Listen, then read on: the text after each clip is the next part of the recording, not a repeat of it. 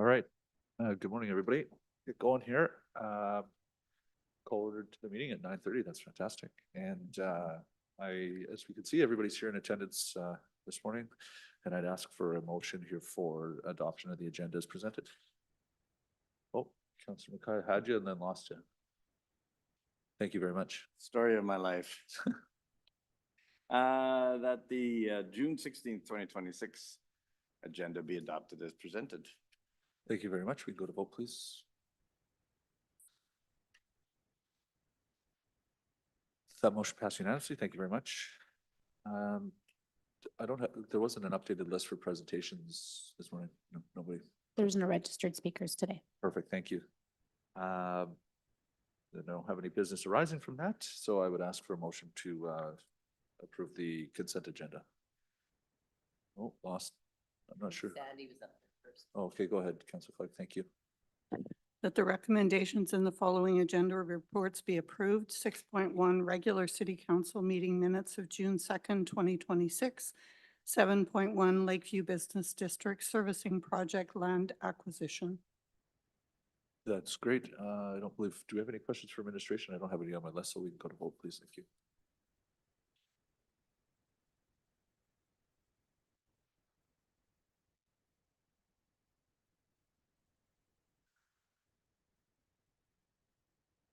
And that passed me unanimously as well. Thank you very much. Okay, going to 7.2 regarding AR 26-295, the funding request regarding Boudreaux Road at Campbell Road intersection improvements. I'll turn it over to Mr. Fletcher for a presentation. Thank you. Yeah, thank you very much, Mr. Mayor, and I will turn it over to our transportation engineering team. Thank you. Thank you, Mr. Mayor, and good morning, Council. I appreciate the opportunity to present to you this morning for additional funding requests for intersection improvements at Boudreaux and Campbell Road. My name is Dean Schick. I'm the Manager of Transportation with Engineering Services, and with me today is Jason Lampiella, who's a project manager, senior project manager with our capital projects team on this project.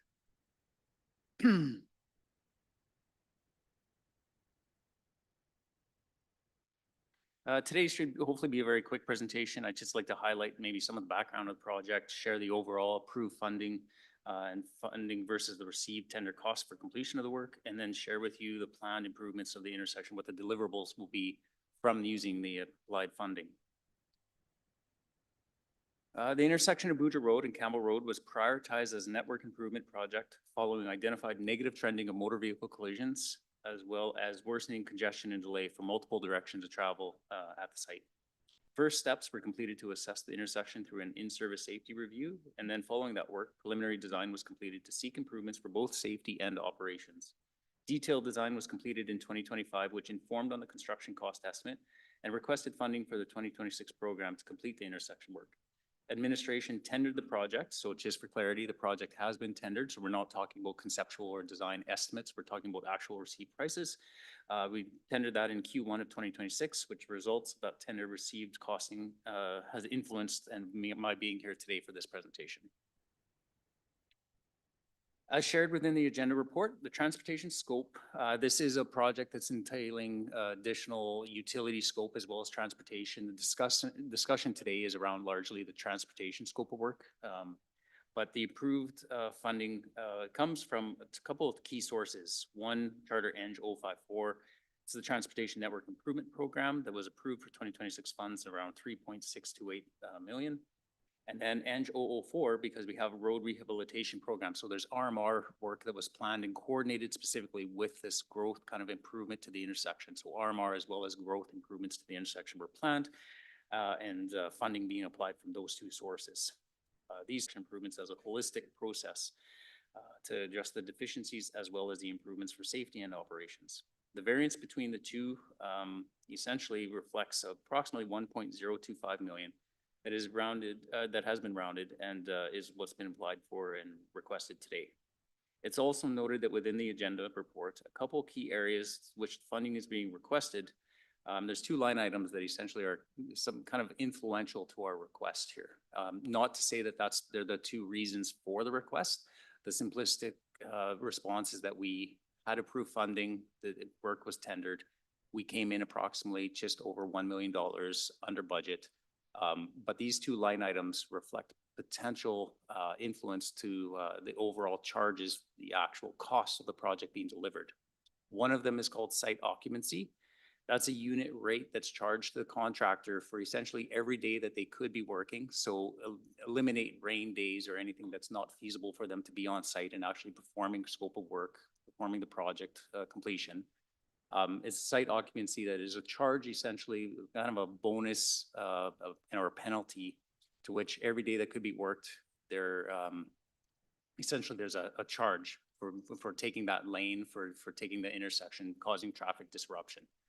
And that's a unit rate that's delivered, essentially set per day by the city. And then the contractor in the tender process proposes a time and schedule to complete the work. And that's how that line item essentially monetizes the value of time and the implications of disruption at the intersection. So just as an example, if the work completed is on schedule, then essentially there's a zero transfer of funds at the end of the project. If the work is completed ahead of schedule, then there's a bonus that's paid at that unit rate per day times the number of days that they're ahead of schedule, their proposed schedule. And if there's work completed that is after the schedule, there's essentially a charge per day for that unit rate that comes back to the city. So the contractor is paying for going beyond their actual scheduled work. So the value of that charge, essentially that unit rate, isn't anticipated on being fully applied to the project. It's a requirement to award the contract because it is a value within the contract.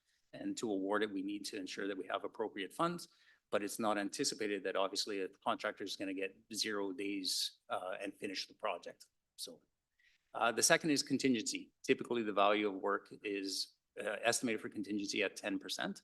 And so with slight increased costs, there was an increase associated with the contingency value. Again, typically, there's no expectation that contingency is going to be applied, but it's essentially a funding source that addresses unknowns and just mitigates the influence of delay or issues on site to continue the project and complete the necessary work. This is just a graphic to share with council some of the improvements. Key deliverables with the project is that in the eastbound direction, I don't know, there we go. So if you see where the cursor is on the coming back, there we go. Sorry, my apologies.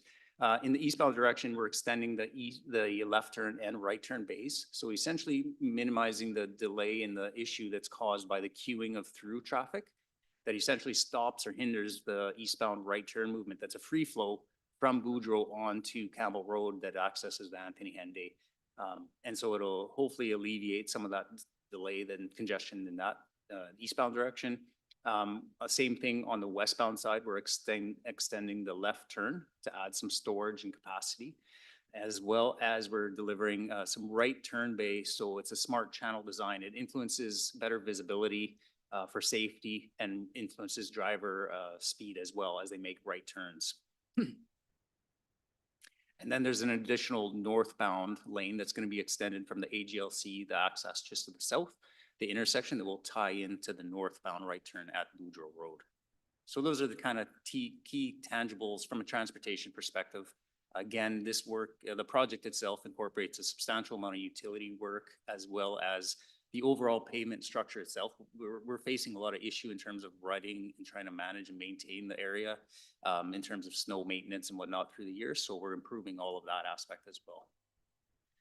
The request from administration in front of council is that the budget for transportation network improvements, Charter NGO 54, capital project 426422, Boudreaux Road at Campbell Road intersection improvement be increased by 1.025 million to a total of 4.653100 to be funded from the capital reserve. And I appreciate the time and happy to take any questions. Thank you very much, Dean, for the presentation. Certainly appreciate it. We do have some questions and I'll move it to Councillor Mackay to start. Yeah, thank you very much. Thanks for the presentation, Mr. Schick. I guess through you, Mr. Fletcher. Hallelujah, first of all, for this intersection and improvements, because as somebody who is a frequent traveler of both directions, I can clearly see the challenges that that intersection poses to the increased volumes of traffic that we're seeing. So that's kind of my first question. Do we have a updated, daily traffic volume counts in that area?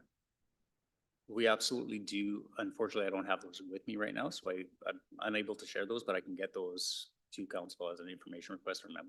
Just from your memory though, I mean, I'm not expecting you to give me exact numbers because you don't have them in front of me, but are they gone up substantially over the last couple of years? Or they gone up 5, 10, 15%, something like that?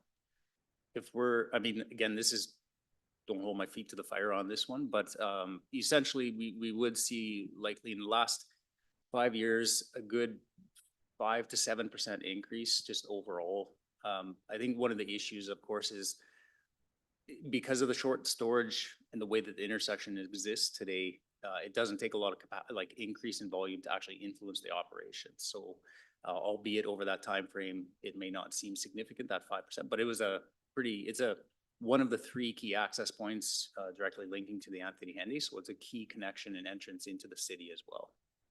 Yeah, I mean, certainly I've noticed it, and just from my own personal experience, I just offer a comment that in morning rush hour, the queue goes all the way back to Page, sometimes to load on to eastbound onto Campbell Road. So, I mean, it's significant, and there's a lot of reasons for that, but that volume would be one.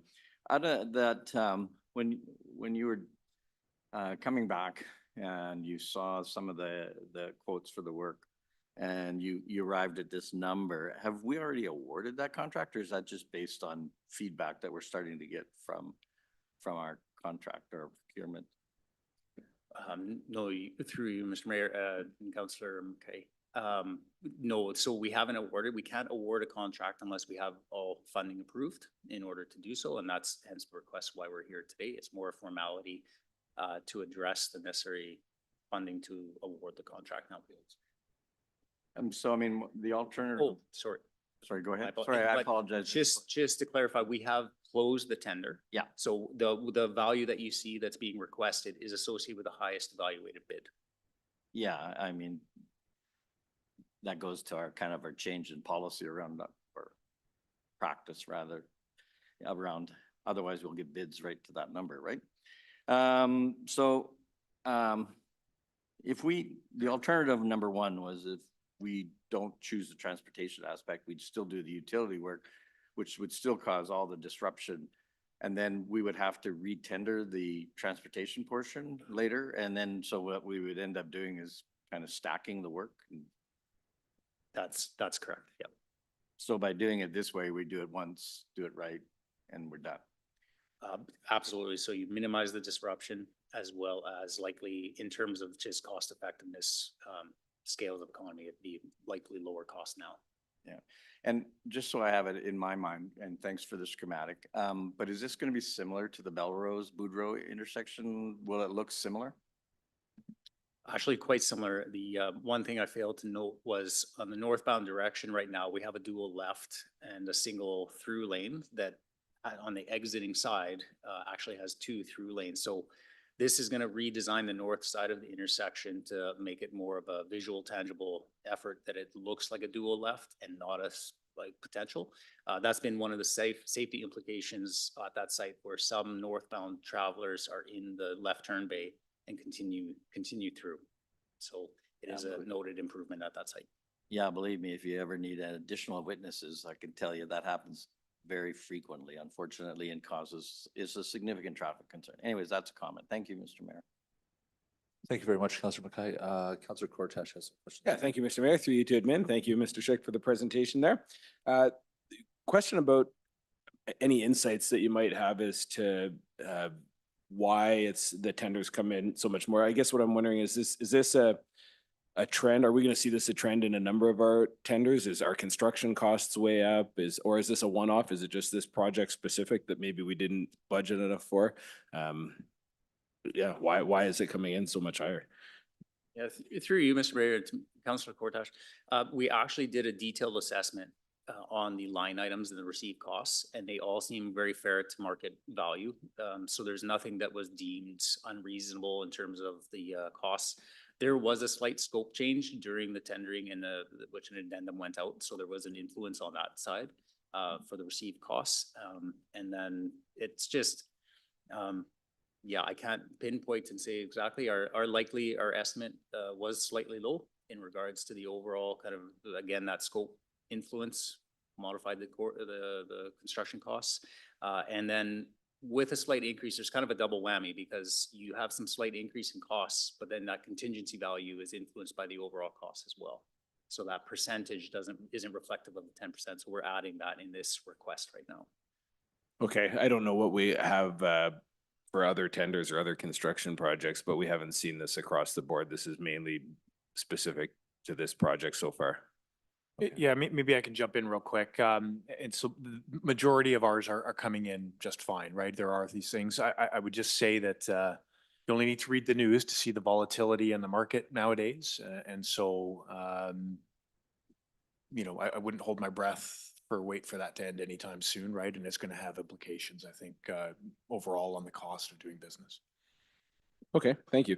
I had a question with respect to the site occupancy. I think I've got a good handle on it, but the $720,000 that's referenced, that is, just make sure I understand, that's a part of the budget that's included. That's the payment should they finish early. That's the amount that we've allocated should they finish early. So when it says that a substantial portion is expected to be returned at the project completion, assuming they don't finish early, that's the amount that would be returned. Is that correct?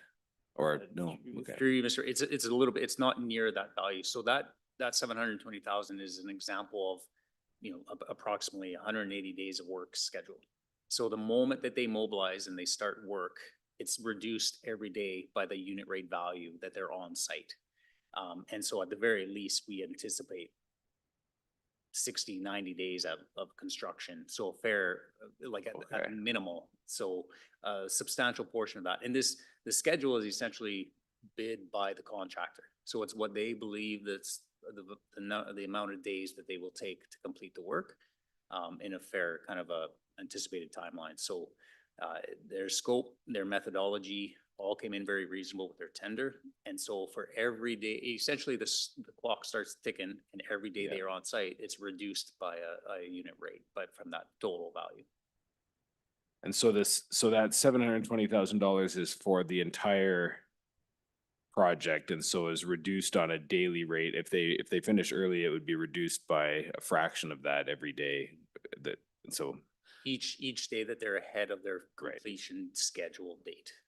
okay. And then just out of curiosity, the weather, who decides whether they get a break because of weather? Is that the city? Is that the contractor? When they say, oh, it's rained and we can't do anything? So I'll let Jason jump in and correct me but essentially there is a critical path to completing the work. So just because there's rain delay, not all scope is necessarily associated or delayed by actual weather events. So depending on the severity of the weather, let's say. And so there is, as long as if there's capability of continuing down that critical path, then that isn't recorded as a non-work day. But if it's essentially at a point where it's like, hey, it's unreasonable to actually deliver on any scope, or they finish and they require the weather to be in a certain condition to continue, then it's deemed non-fair. It's not counted as a site off day or anything, or a work day. So that's sort of mutually agreed upon between the contractor and the city and, okay, thanks. That's correct. Thank you very much, Councillor Hughes. Okay, there we go. So I'm just wondering, did we change the policy a bit to encourage people to do it? Is this early payment schedule new, or is it, no, it's not? No, that's correct. Through you, Mayor, to Councillor Hughes, this has been a process that we've applied for the last few years to a lot of contracts, particularly contracts to which there's significant traffic disruption. So we want to try and create that incentive, again, trying to monetize the value of disruption and what we're going to allow, and then giving some teeth at the end of the day to the contract to say if the contractor is beyond schedule, to essentially, put some money behind it. So then we had this budgeted in the budget then? There is a value to it, but it's influenced by the final schedule provided by the contractor at the end for the actual awarded contract. Because we have, this is what I'm just trying to figure out, Dean. This is just, my brain's not connecting something here. So we had our budget, we were expecting it, we included a early finish bonus in it. but we're saying we need to increase it because we're including the early finish bonus. So did the prices come in higher than what we were expecting? Through Mayor to Councilor Hughes, yeah, the prices, there were certain line items that came in higher than the estimate. Okay. There was some additional scope that also influenced the final price, and then overall these items as well. Okay. And then this is just so the public is wondering, how long do we expect this? Let's just say they finished on schedule to the day. When is this going to start? When's it going to end? Because this is going to be a massive disruption for everybody who's using that area. Thank you, Councilor Hughes. Through the mayor to you, I offer, we now, because we're delayed with the award of the contract, we anticipate that it will be 2 years of construction. And so not like, obviously through seasonal. And so we have yet to really define that, but likely subject to the weather and the influence. Of course, there's always variables. And so, I mean, the best thing that I can say right now is to say the end of construction year 2027. And So, but in reality, we would expect that, as early as possible in the 2027 construction year, we would try and get out of there. So August, September. And assuming this passes today, I'm just going to assume it's going to pass today. When are we hoping to actually have the construction start? Ish. I mean, this isn't to the day or anything, but are we thinking it's July or are we thinking it's later? Likely mid to end of July. End of July. Okay. But it's still going to be functional in some capacity, like people. Part of the mandated scope is that at least one lane of travel is maintained in all directions. Okay. It's a lot. This is going to be a hairy 2 years while we try to get this going, but it's absolutely necessary. Okay. Thank you. That's it. Thank you very much, Councilor Romansky. Thank you. Through the mayor to administration, just a couple questions. When you present it to us, did you mention that was a highest tender? Is that what you said? Through Councilor Bernatski, no, it was the highest evaluated. So Okay. we score on points and based Okay. on different criteria. Okay, I just want a clarification on that. And then it was mentioned prior that Boudreaux, when you're coming, the traffic that comes in from Edmonton, school time in and out kind of thing, we're 50% over capacity at that Boudreaux Aikens intersection.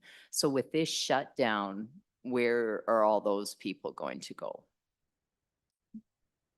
So just for I don't know if there was, I don't believe a comment was made about 50% over capacity or anything. Actually, but that was provided to us back at those peak times, the traffic up. coming, past the casino, up Boudreaux, going Okay. into Aikensdale, that particular intersection.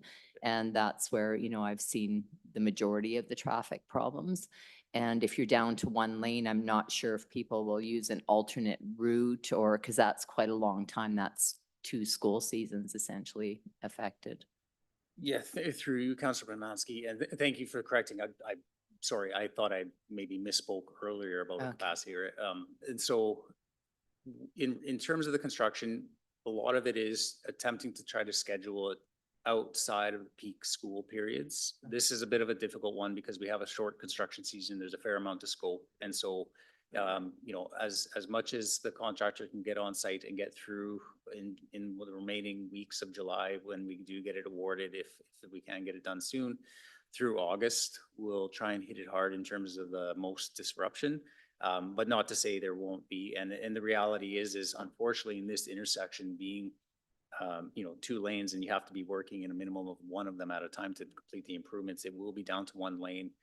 And we'll be relying on trying to communicate to people that use alternative routes and try to, again, maximize efficiency while on site to perform the scope and get in and out of the area as quickly as possible.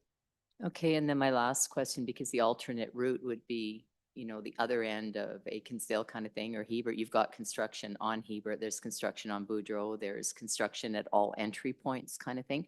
So will that area be completed, the alternative route be completed prior to starting the Boudreaux intersection? Or will they all be sort of disrupted at the same time still? Through Councilor Bermansky, there unfortunately will be an overlap of disruption, particularly through the summer months, like through July and August. Hebert, construction started right away with the season, so we're ahead on the Hebert project in comparison to Boudreaux Campbell. And there is going to be some influence in which the alternative routes, there is, again, considering the access off the Henday, St. Albert Trail would probably be the closest detour route for people to come in. And then, but the Heber itself will be, by that point, it'll be probably a good halfway through. And so I suspect there'll be minimal overlap, but there will be some overlap. As similar with on Boudreaux Road, we have mill and overlay happening as well. We're trying to get that completed as quickly as possible. So to alleviate some of that kind of work happening all in a very close, tight vicinity. Okay, and my last question, will you work until, I guess it's weather dependent, but October, November would be my guess for when it would be shut down for the season, or? Through Councilor Mansky, absolutely, yeah. As long as the season holds, then they'll continue this appropriate scope. We want to try and watch, because even though there may not be snow as an example, but something like an activity like paving, we want to watch temperatures. And so it might be a case that some activity has to be held off in terms of just air temperature, and that allows for better quality material. But we'll try and get as much done as possible within the allowable season. Okay, and that's all my questions. Thank you. Thank you very much. Councillor Clark, please go ahead. Thank you, Mr. Mayor. Through you and Mr. Fletcher, to piggyback on that, in the winter seasons, will all of the lanes be opened, or do you anticipate that some of those lanes will still be restricted? Through Councillor Clark, when winter season hits, one of our mandated requests to the contractors that everything is opened up and safe and passable. And so that's the intent, and that would be the objective, is that the work gets to a completion point, a milestone, which allows all lanes to be opened up while construction can't be happening during the winter months. Good, thank you. I'm sure our residents will be really pleased to hear that.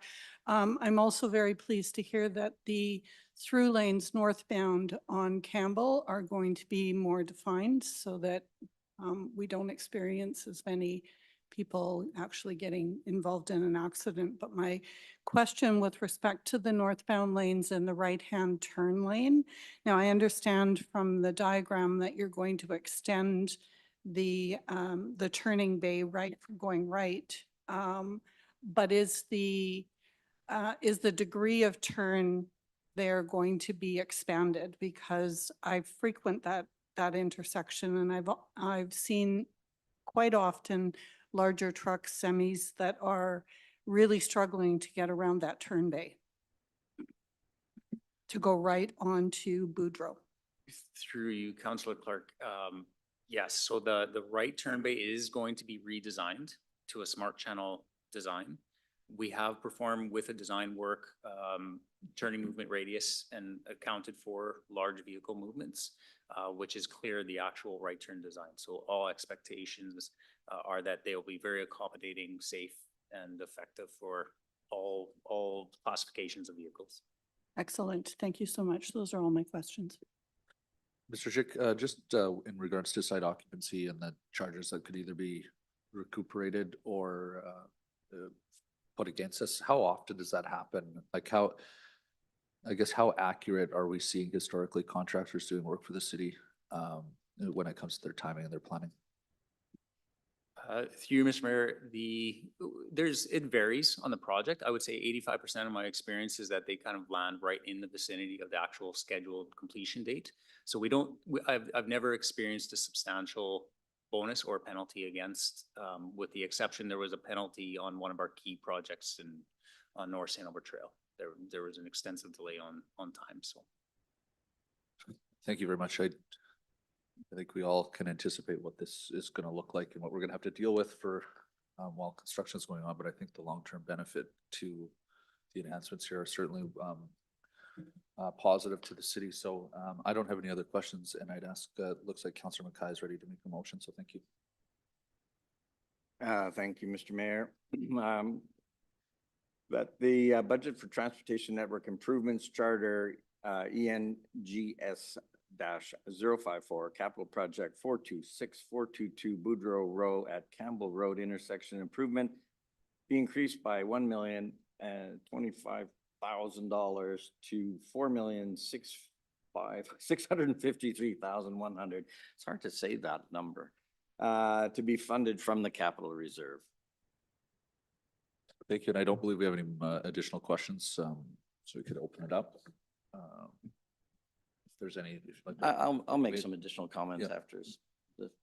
Well, I can do some. Yeah, I mean, obviously, for just from the responses from administration, both today and also in the background, or you can see that this is a necessary improvement because this is such a heavily used traffic corridor in our community. And as somebody who frequents that every day, I have personally witnessed some of the challenges caused, and hopefully these improvements will address that. Matter of fact, I'm very confident they will, witnessing some of the changes we've seen in the Belrose and Boudreaux intersection. So, you know, as I've personally witnessed collisions caused by some of the challenges that intersection poses.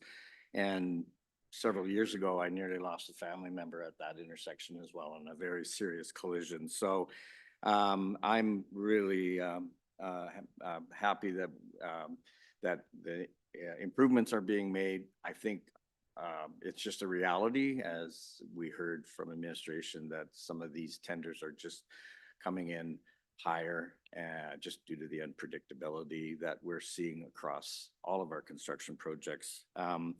And, you know, I think that administration has looked for other alternatives, but even if we split this work, we only extend actually the further congestion and traffic disruptions. So this is the best way to move forward based on the challenges that we're seeing. So those are my comments.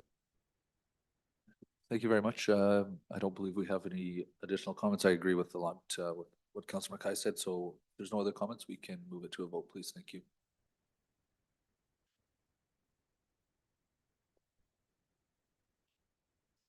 Thank you very much. That motion passed unanimously. Wonderful.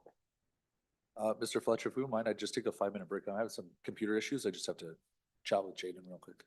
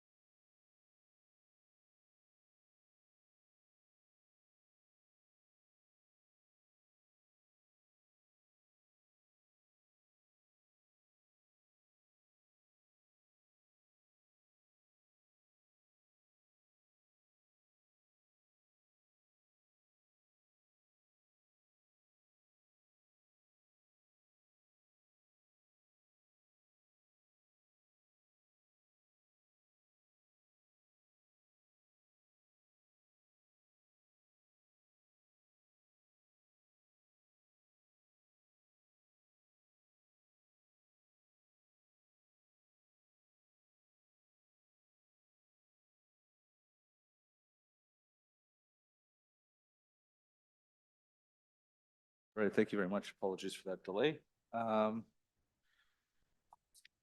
Trucking along, so we'll move to section 8, part 8, 8.1 relating to bylaw 17/2026 to add the public utility lot designation to 300 PUL Villeneuve Road. Plan 252-1535, block 3, lot 1 for first, second, and third reading, and I'll move it over to Mr. Fletcher for presentation. Thank you. Good morning, Mayor Olivieri and members of council. My name is Katie Mahoney and I'm the manager of the planning branch with the City of St. Albert.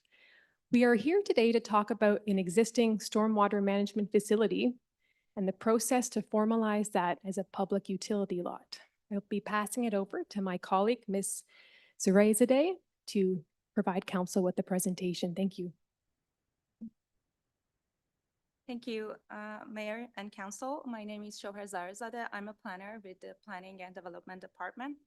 I'm here to speak about public utility lot designation for a stormwater management facility in Northridge Phase 2, also known as Nouveau neighborhood.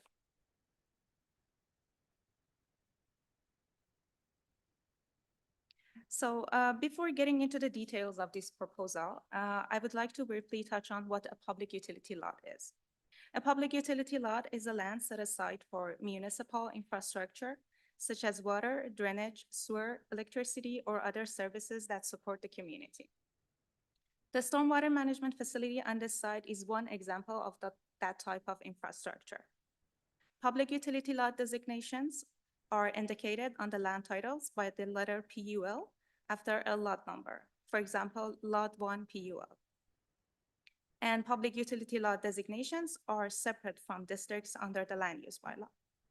Land with a public utility designation can be districted as a public park, a public, private, and institutional service, or the same as neighboring properties.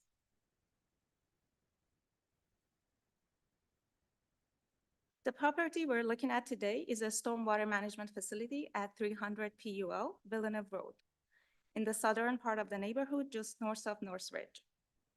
For reference, the map on the left shows where it sits within the city, and the aerial image on the right provides a closer view of the site within the neighborhood.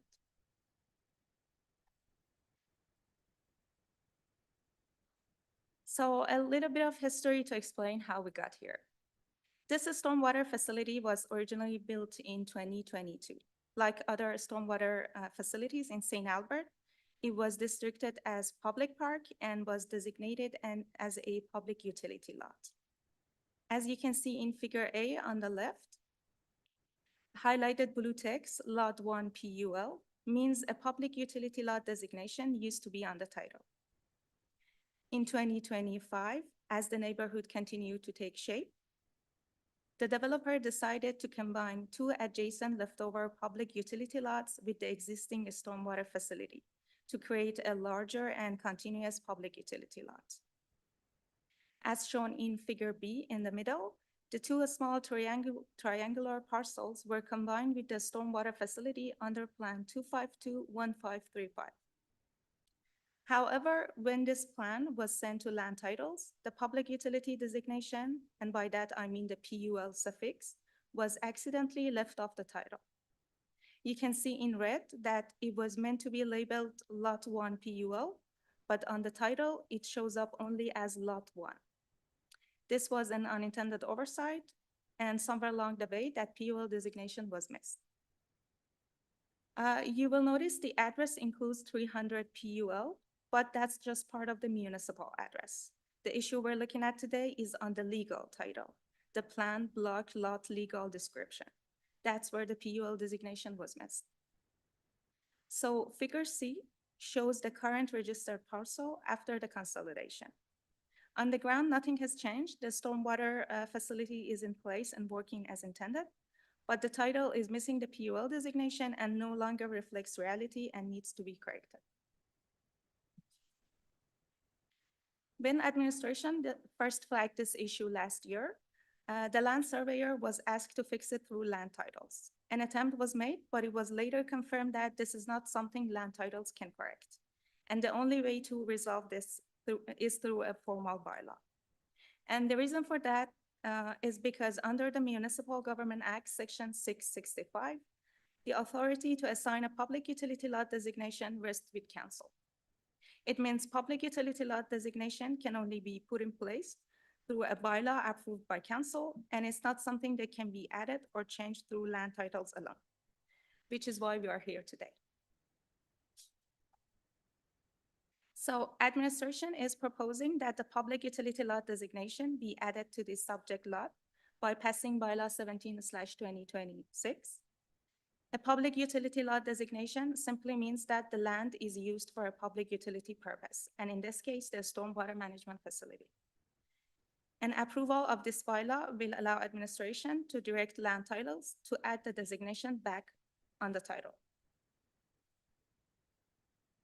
So as part of the review of this file, the proposal was shared with internal departments and no concerns were identified. No amendments to the land use bylaw districts are being proposed today for this parcel, as the stormwater management facility is already districted public park or PRK, which aligns with a public utility lot. And lastly, no public hearing was held because as per the MGA Section 665, a public utility lot designation requires a bylaw but does not require a public hearing or notice to surrounding landowners. So those steps were not needed for this application.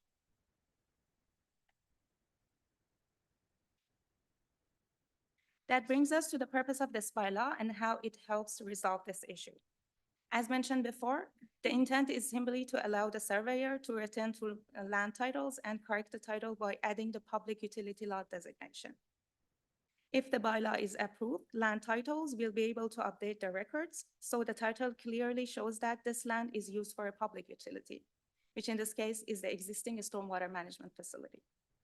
This is critical because it supports the ongoing management and operation of the stormwater facility and ensures it can continue to function as intended in the future.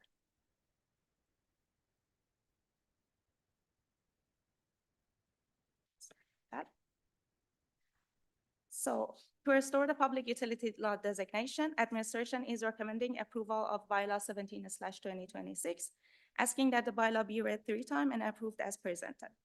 This concludes our presentation. Thank you for your time. We're available to answer any questions you might have. Thank you very much for the presentation. We do have a couple of questions from council, so we'll start with Councillor Mackay. Yeah, just really quick. When the mistake was made, and then once we go through this, and I'm assuming this is gonna pass, to use Councillor Hughes's forward thinking. Is there a cost back to the developer or to the city for this oversight, back when we have to register it with land titles? Thank you for your question, Councillor Mackay. I believe the cost would be for the developer to go back to land titles and register a new plot. So the mistake isn't gonna be a financial issue for us, even though I imagine it's relatively small. No financial side for us. Thank you, Councillor Bermansky. Thank you. Just one question. I know that land titles is extremely behind right now. So do you have a means of expediting it or will it take quite a long time? Have they let you know on that? Thank you for the question, Councillor Biermansky. I'm not exactly sure of the timeframes at land titles right now, but we would have to, I guess, wait until that was completed by land titles. Okay, it won't affect any work or anything. Okay, that's all I No, need to know. thank you. Thank you. Great, thank you very much. It seems pretty straightforward. I'd ask for a councillor to bring forward a first read. Thank you, Councillor Hughes. Sure. That bylaw 17/2026 being a bylaw to designate public utility lot be read a first time. Thank you very much. We can go to vote, please.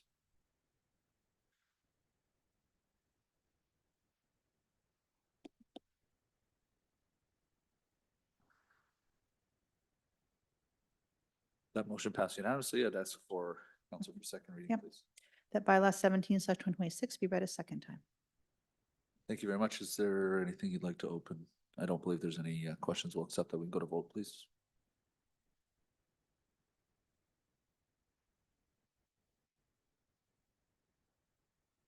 That motion passed unanimously as well. Thank you very much. I'd ask for a motion for unanimous consent to go to third reading. Councilor Bermansky, thank you. that unanimous consent be given for consideration of third reading of bylaw 17, 2026. Thank you. We can go to vote, please.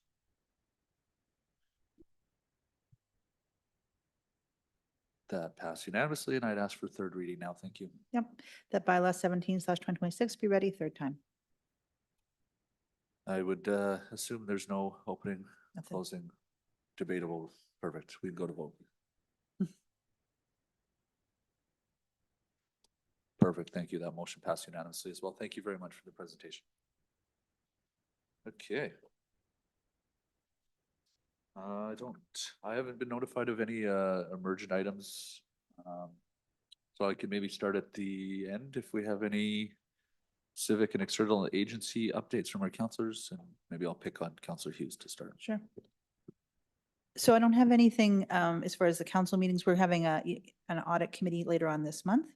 But we did, I realize everyone else is gone, but I'm going to tell this to the public, that we did, most of the council, if not all, has gone to the Aero Utilities information session to be able to tour it.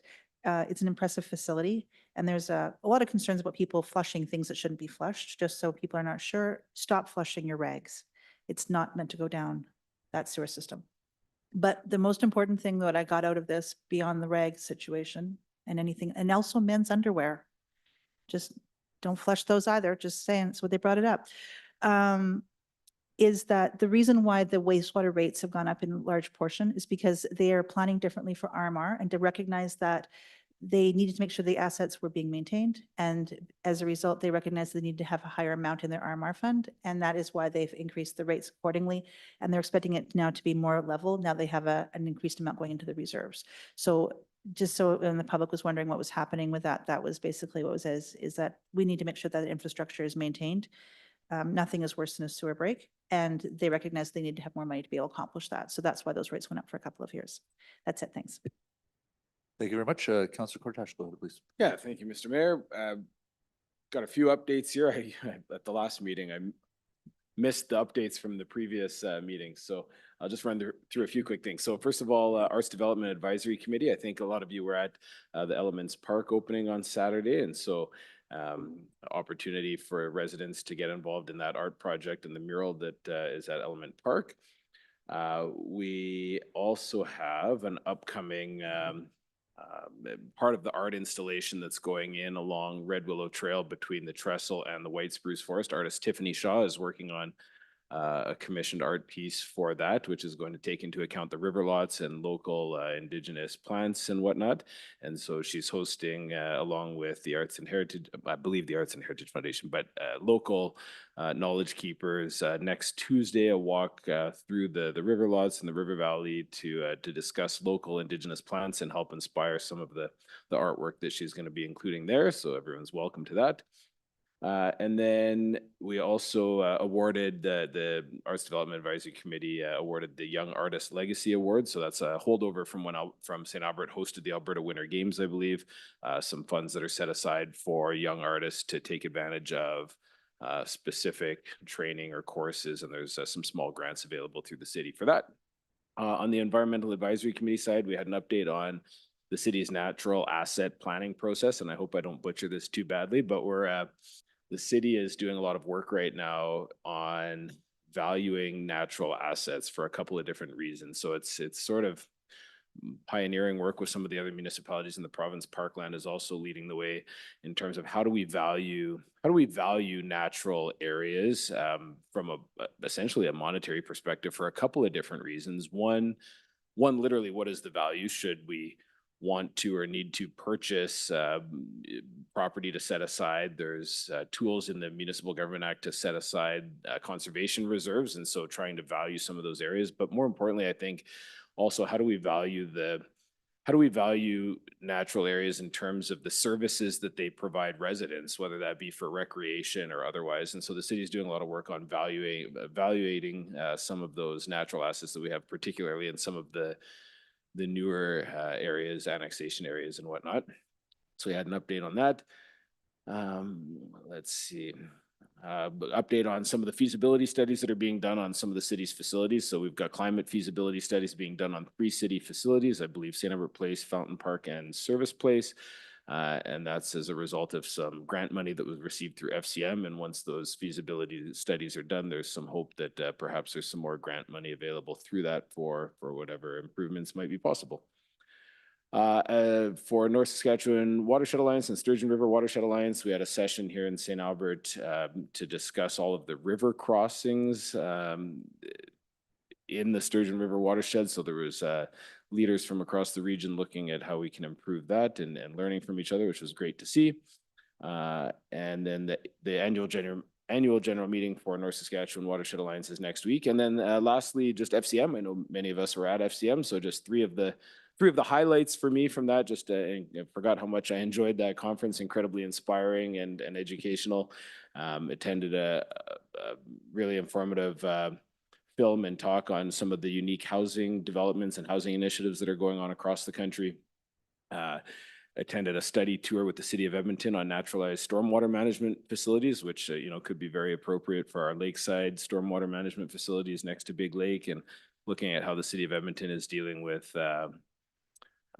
interface between some of their fire smarting stuff in natural areas and residential. And so really informative. And then attended a session about the Shorefast Institute out of Newfoundland that was incredibly inspiring and took a lot away from that in terms of our downtown revitalization. So those were some of the three highlights for me.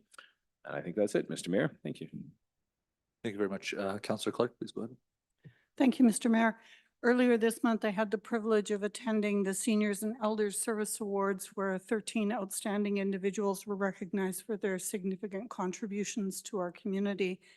I'd also like to extend my sincere thanks to Mr. Fletcher and the city administration for organizing such a meaningful and well-executed event to celebrate and honor these deserving recipients. As Councillor Kortash reflected, I also attended the Federation of Canadian Municipalities annual conference and trade show, which was held in downtown Edmonton alongside several colleagues and approximately 3,000 municipal leaders from across Canada. The most impactful for me was how infrastructure design impacts some of our more some of the women and our seniors and children in our community. I also attended the wildfire and flood presentation, which was quite impactful given that we are a tree canopy community. So that was impactful. The next meeting of the Seniors Advisory Committee isn't scheduled till September. Those are all my updates. Thank you very much. Councillor Bermansky. Thank you. I'll update the May 28th Homeland Housing.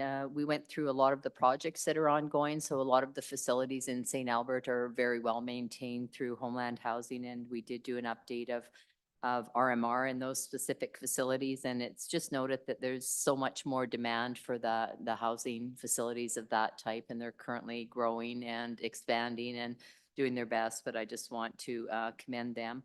And I will be attending this week where we'll have updates on our planned project. So that will be in a few more days from now. So wait for that announcement, hopefully coming sometime soon.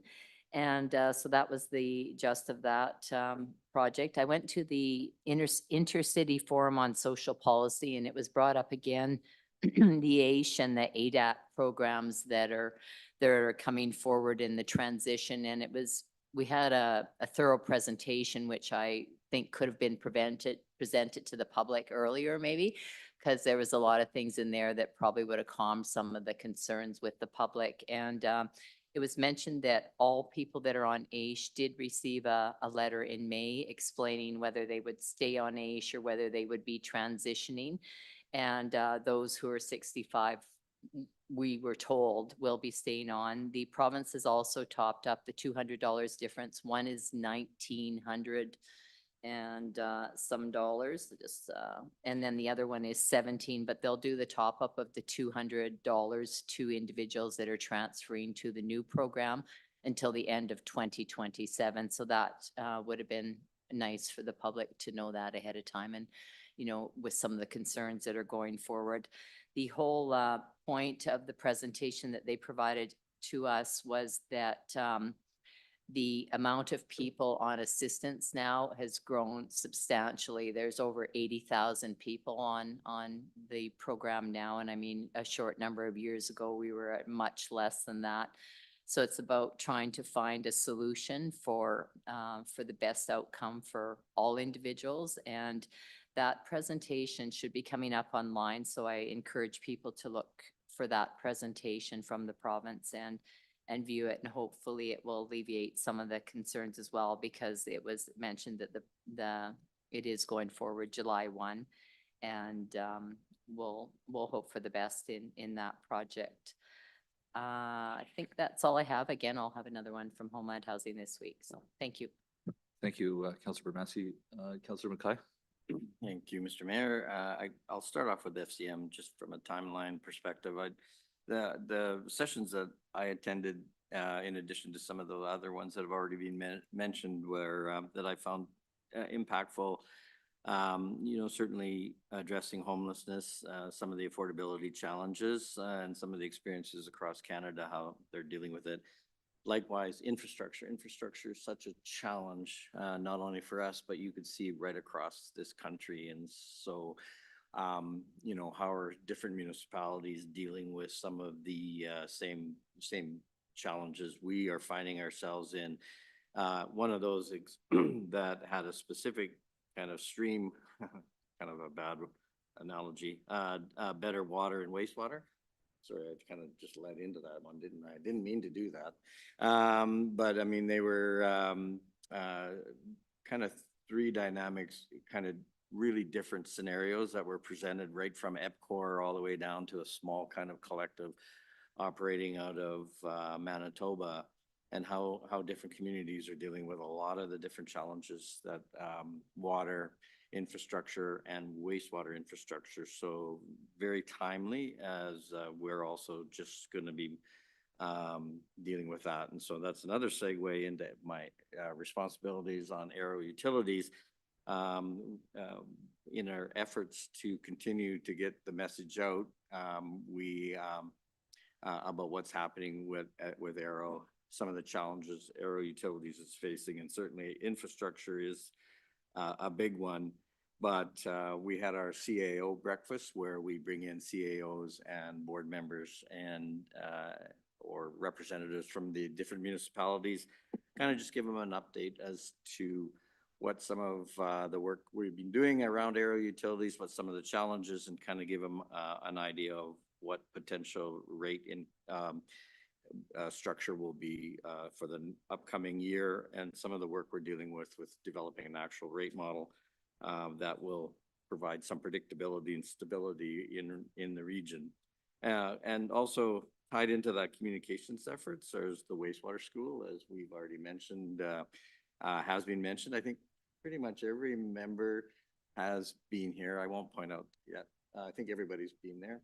And so everybody kind of takes away something different from that facility. Hopefully it's not the smell, but I think that it just kind of gives all different council a little bit of an insight into some of the just what happens at that facility and some of the challenges that we're facing, but also some of the great things that we continue to do, and what Arrow Utilities Administration continues to do. So from a policing committee, the last policing committee was June 9th, and it was actually a very interesting one. What we asked the detachment commander to do is provide a little bit more presentations as to what his members are involved with and what they're doing. So I won't kind of go through the agenda and talk about different policing committee members, but it was a good presentation, this one on body cams. St. Albert Detachment is one of the last detachments in Alberta, just because of the ongoing renovations that we have at our detachment, but they're rolling out the body cams. And so there was a presentation demonstration as to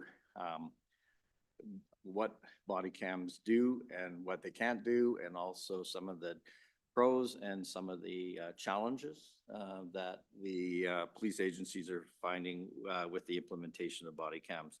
So, I mean, certainly there is a cost to the municipalities because we bear that, but also there's incredible benefits both to accountability, police accountability, but also to just member safety, but also to kind of just better relations in the community. So that was interesting, but the big one was traffic. We had two traffic members presented as to kind of our updated efforts around some of our challenges we're dealing with, speed, noisy vehicles in our community.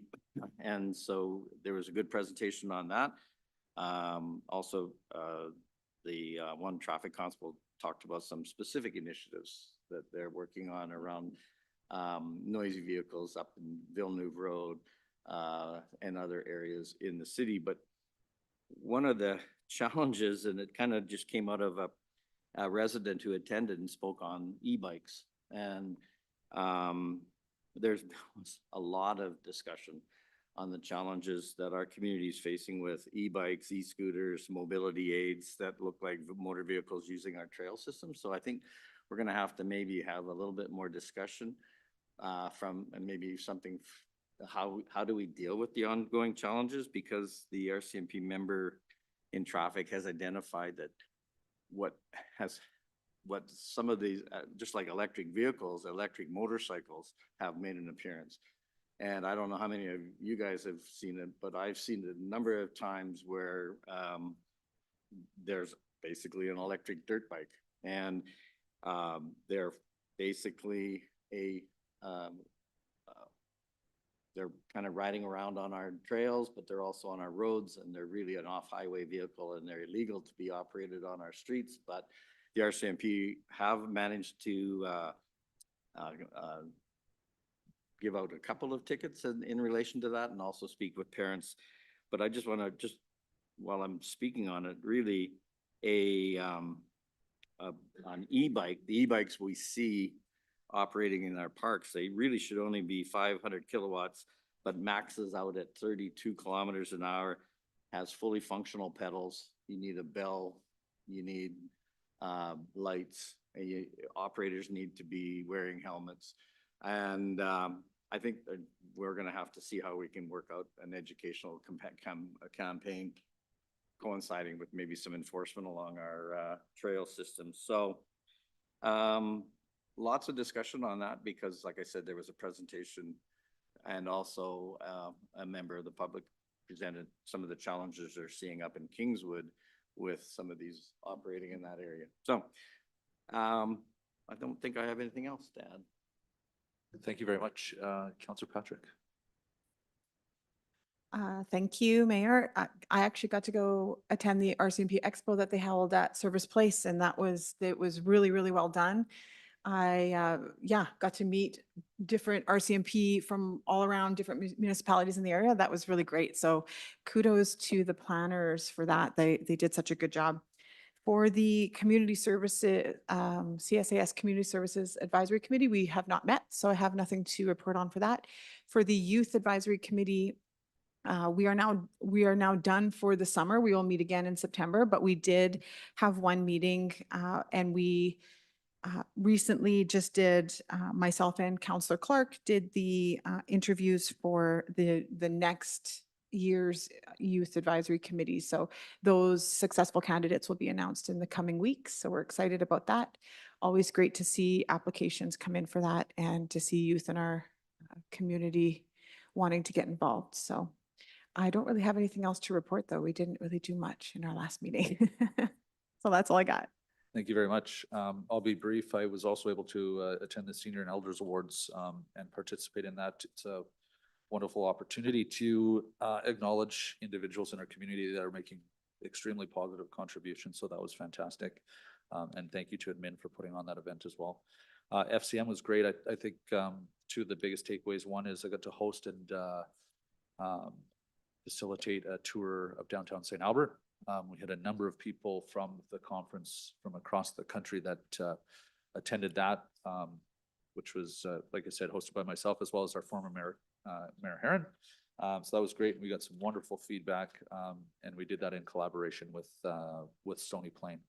The other piece was, there was an opportunity, I think, throughout this conference to network and talk to a lot of different mayors from across the country and get some really good insight into how they're managing some of the consistent challenges that we are all facing. So it was a wonderful conference there. And yeah, I got to participate with Councillor Clark and Councillor Patrick with the awards, with the committee interviews, and the RCMP Expo was fantastic as well. So thank you very much. Did you have your name on the? Oh, okay. Councillor Romansky has one more thing to add.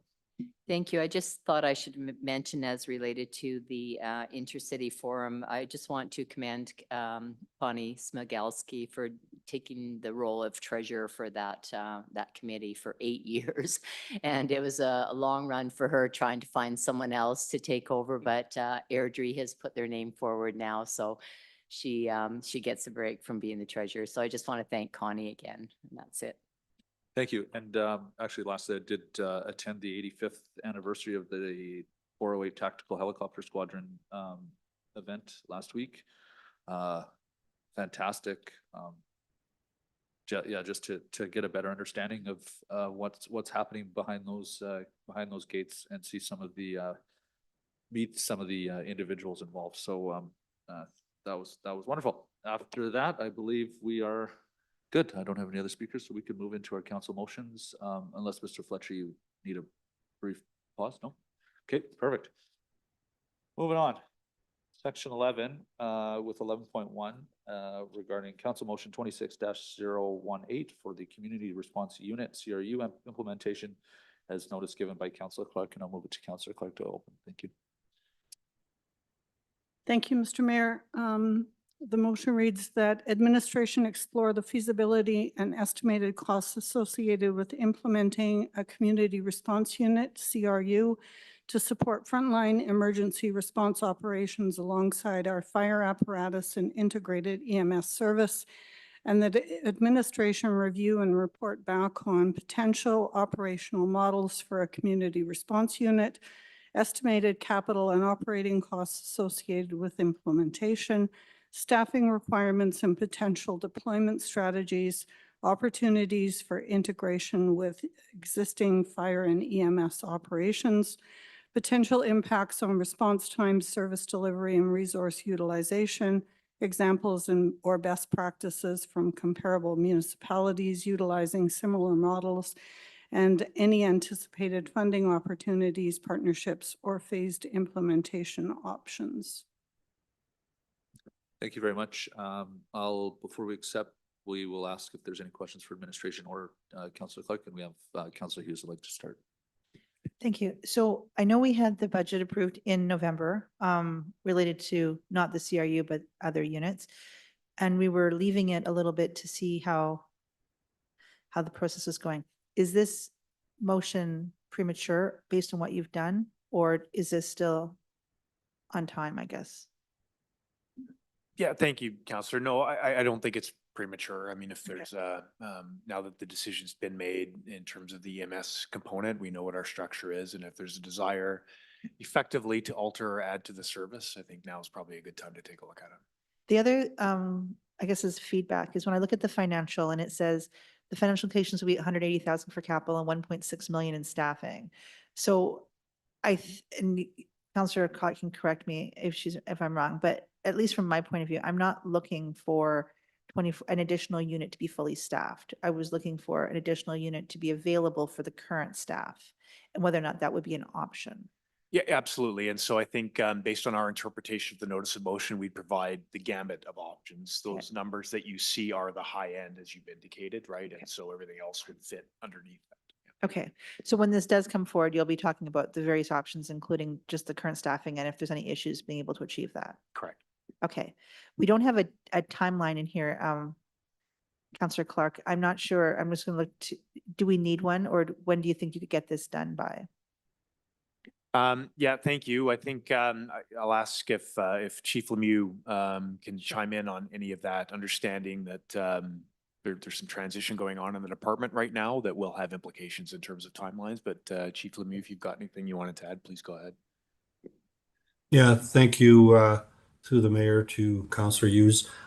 We'd probably need some time. We've done some preliminary work on this, so I would say if you gave us probably a couple of months, we could get back to council with some detailed report. So if we said by Q1 of next year, would that be given enough latitude? That would be plenty of time from our perspective, for sure. So Councillor Clark, just a thought before he accepts it, whether or not you wanted to put a timeline in there, just so that we have an idea of when it is expected to come back. Yeah, and I appreciate your comment. I purposely left a timeline out simply because of the transition and everything that's going on. I didn't want to tie admin to a timeline, knowing that the motion is going to be out there and they're going to come forward as quickly as they feasibly can. Okay, just as a thought, because if we put a timeline in there and admin can't make it, they'll come back and ask for an extension. So it doesn't prevent us from, if they can't do it, they'll let us know. But it does give us an idea of when it will be done, because sometimes it gets lost. Just a thought. That's it for questions. Thank you. I don't believe we have any other questions. Are you considering putting a timeline in, or do you want to leave it out? No, I'm comfortable leaving it out. I'm certain that admin will get back to us as soon as they possibly can. Thank you. Okay, with that, I guess I'll accept it and we can move it to debate, and you can open. Councillor Clark, please. Thank you. Thank you, Mr. Mayor. I brought forward this motion following council's discussion on May the 19th regarding the retention of our integrated fire EMS service. During that discussion, we heard about significant numbers of medical responses being undertaken by our fire crews and the frequency with which full-size fire apparatus are being deployed to those calls.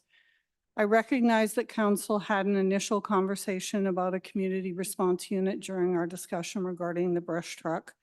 However, after hearing the discussion on May the 19th regarding our integrated fire EMS service and the number of medical responses, I believe it's worth taking a more focused look at whether or not community response unit could provide a more cost-effective deployment option for certain calls. What stands out to me is the reality that we are currently deploying very large and very expensive fire apparatus to a growing number of medical calls. While those responses are important, we should at least explore whether there are more cost-effective deployment options available for certain types of calls. Our fire trucks are critical assets. They are expensive to purchase, expensive to maintain, and essential to protecting our community. Every unnecessary deployment continues to wear and tear on equipment that taxpayers rely upon when major emergencies occur. What I envision is not necessarily additional staffing or a new service model. Rather, it is the opportunity to explore whether a smaller portion of an existing crew, particularly our ALS personnel, could respond in a community response unit for certain medical calls, while the balance of the crew alongside with the fire engine and other station resources remain in service and available to respond to fires, rescues, and other emergencies within our community. That approach could potentially reduce wear and tear on the most expensive apparatus while maintaining the emergency response readiness that residents expect. This motion simply asks administration to come back with information, operational considerations, and potential costs for council so council can determine whether this is an option worth pursuing. I believe this is prudent governance, and for those reasons, I ask for council support. Thank you. Thank you very much. Do we have any other Councillor Hughes? Thank you. Yeah, I'm going to support this. This is just to get a report to find out what our options are. So this is, we're not committing ourselves to anything. I know we were discussing this before when we had budget, and there was a lot of questions up in the air at that time. So this is just a confirmation to admin. They've already started working on it, but a confirmation that we do want to actually see the results of this and then see if there needs to be decisions made about that after that. That's it. Thank you.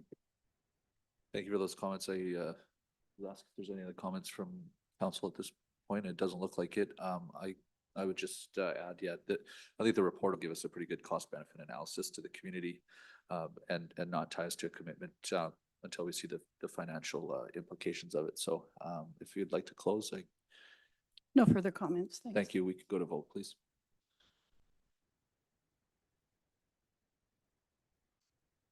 That motion passed unanimously. Thank you very much. Moving on to 11.2 CM-26-019 regarding the Children's Bridge lighting as the notice given by Councillor Cortesh. Thank you, Mr. Mayor. I'm not sure which motion I want to make. The alternative there, I think I'm gonna move the alternative if that's okay, but I do have some questions about it. So I'd like to move that both the power and lighting are removed from the Children's Bridge project, Culture 005, and that $210,000 is returned to the capital reserve. Thank you very much. Councillor Hughes, I believe has questions. I have a question, yes. Yeah, thank you. So to admin, so I understand, was the power only set up for the Children's Bridge? Because my understanding was we were also potentially be able to use it for other exhibits, children's festival, et cetera. Yeah, your understanding is correct, but I'll ask Ms. Budd to speak to the intent.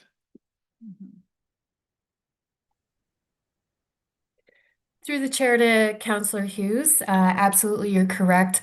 The power would have powered the lighting on the bridge, but our intention was to reduce the need for generators utilization whenever we are hosting programming or events across the river to minimize the potential impacts to the environment of bringing in those generators and the additional noise and infrastructure and costs that are required for those events when we're hosting at the Healing Garden, Celebration Garden, or just on the other side of the bridge there. And I'll ask my colleague Adam Turnbull, our Manager of Cultural Facilities and Resources, to add anything else. Thank you. Nothing further.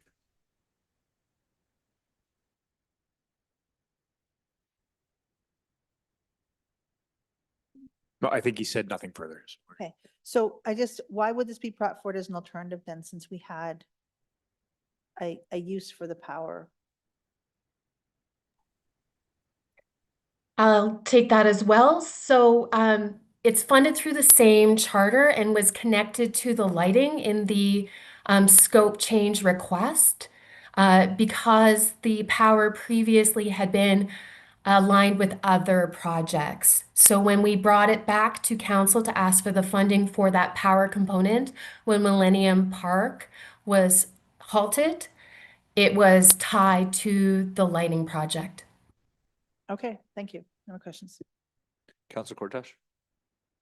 Yeah, thanks, Mr. Mayor. I had similar questions. I actually wasn't sure if there were other needs for the lighting, so I was going to ask that same question. And I was wondering maybe if we can unpack that a little bit further. So how often do we use generators? How much does it cost us for generators? Like, is this mainly for environmental purposes, or is there an actual payback here in terms of saving money by renting generators? Yeah, thank you, Councillor. Again, I'll ask Ms. Budd to open up and quarterback it if she needs to. Yeah. Thank you for the question, Councillor Cortesh. It varies from year to year, and really we try to minimize right now the amount of times that we might need to use a generator. We get far more requests for events than we end up hosting there, trying to avoid the utilization of generators. As for cost savings, Adam Turnbull can go into that detail. Absolutely. Thank you for the question. There is currently with the Children's Festival, we have a sponsorship with a service provider that provides equipment and everything. So we do receive generators along with other equipment at a very significantly lower cost than we would. I do not have the numbers as to what a generator to power the infrastructure that we need for the festival currently, but I can provide that at a later date. Okay, thank you. Maybe just from a procedural question, Mr. Mayor, with this motion with the $210,000, so if this motion were to fail, and then we wouldn't be able to vote just on the lighting, is that correct? Or how is that dealt with? So it's related to the same issue. So if a counselor wanted to move the first one, I think it would still be okay. So if the first motion failed, so the one that's on the floor right now related to power and lighting, if it failed, someone yourself or any of the other counselor colleagues could move to Okay. bring the first motion. I think it's just, Okay. we're dealing with the issue at hand. As long as they're not contradictory to each other, I think we're okay. Okay, perfect. Okay, well, I'm gonna leave this as is then, and see where it goes. Like, yeah, so unless anyone else has any questions, I can speak to it. Counselor Patrick. I just had a question about the power that the power that's supposed to be added. Is it, I think I heard it correctly, is there going to be access on the opposite side of the bridge? So like if there was an event at the Healing Garden, for example, would the Healing Garden be able to get power?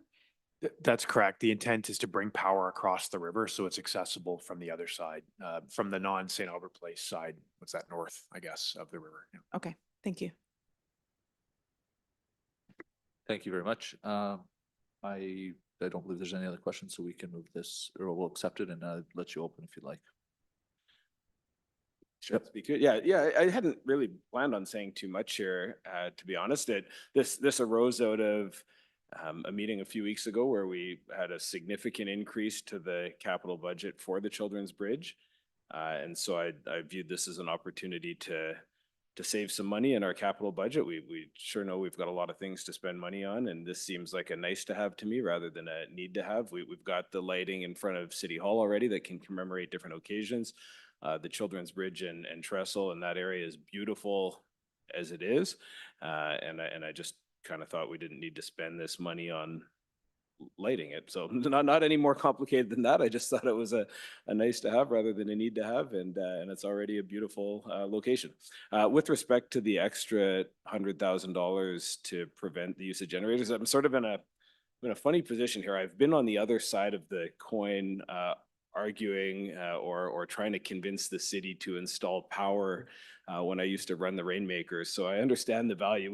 We had many long negotiations with the city when we were doing the renovation project there. Can we please have power installed so that we can run the concerts in the Midway? And as a result, today there is a very substantial power substructure there that a lot of the Rainmaker is run off of. So I certainly understand the value, and I can picture cords, plugging in and running across for events at the Healing Garden there. I just think it's a lot of money for relatively limited usage. And if we have a sponsor for generators already and renting the odd generator to do sort of small scale stuff in that area, which is kind of all I think it is, I think is fine without us having to spend this money. So anyway, that's it. We'll leave it there.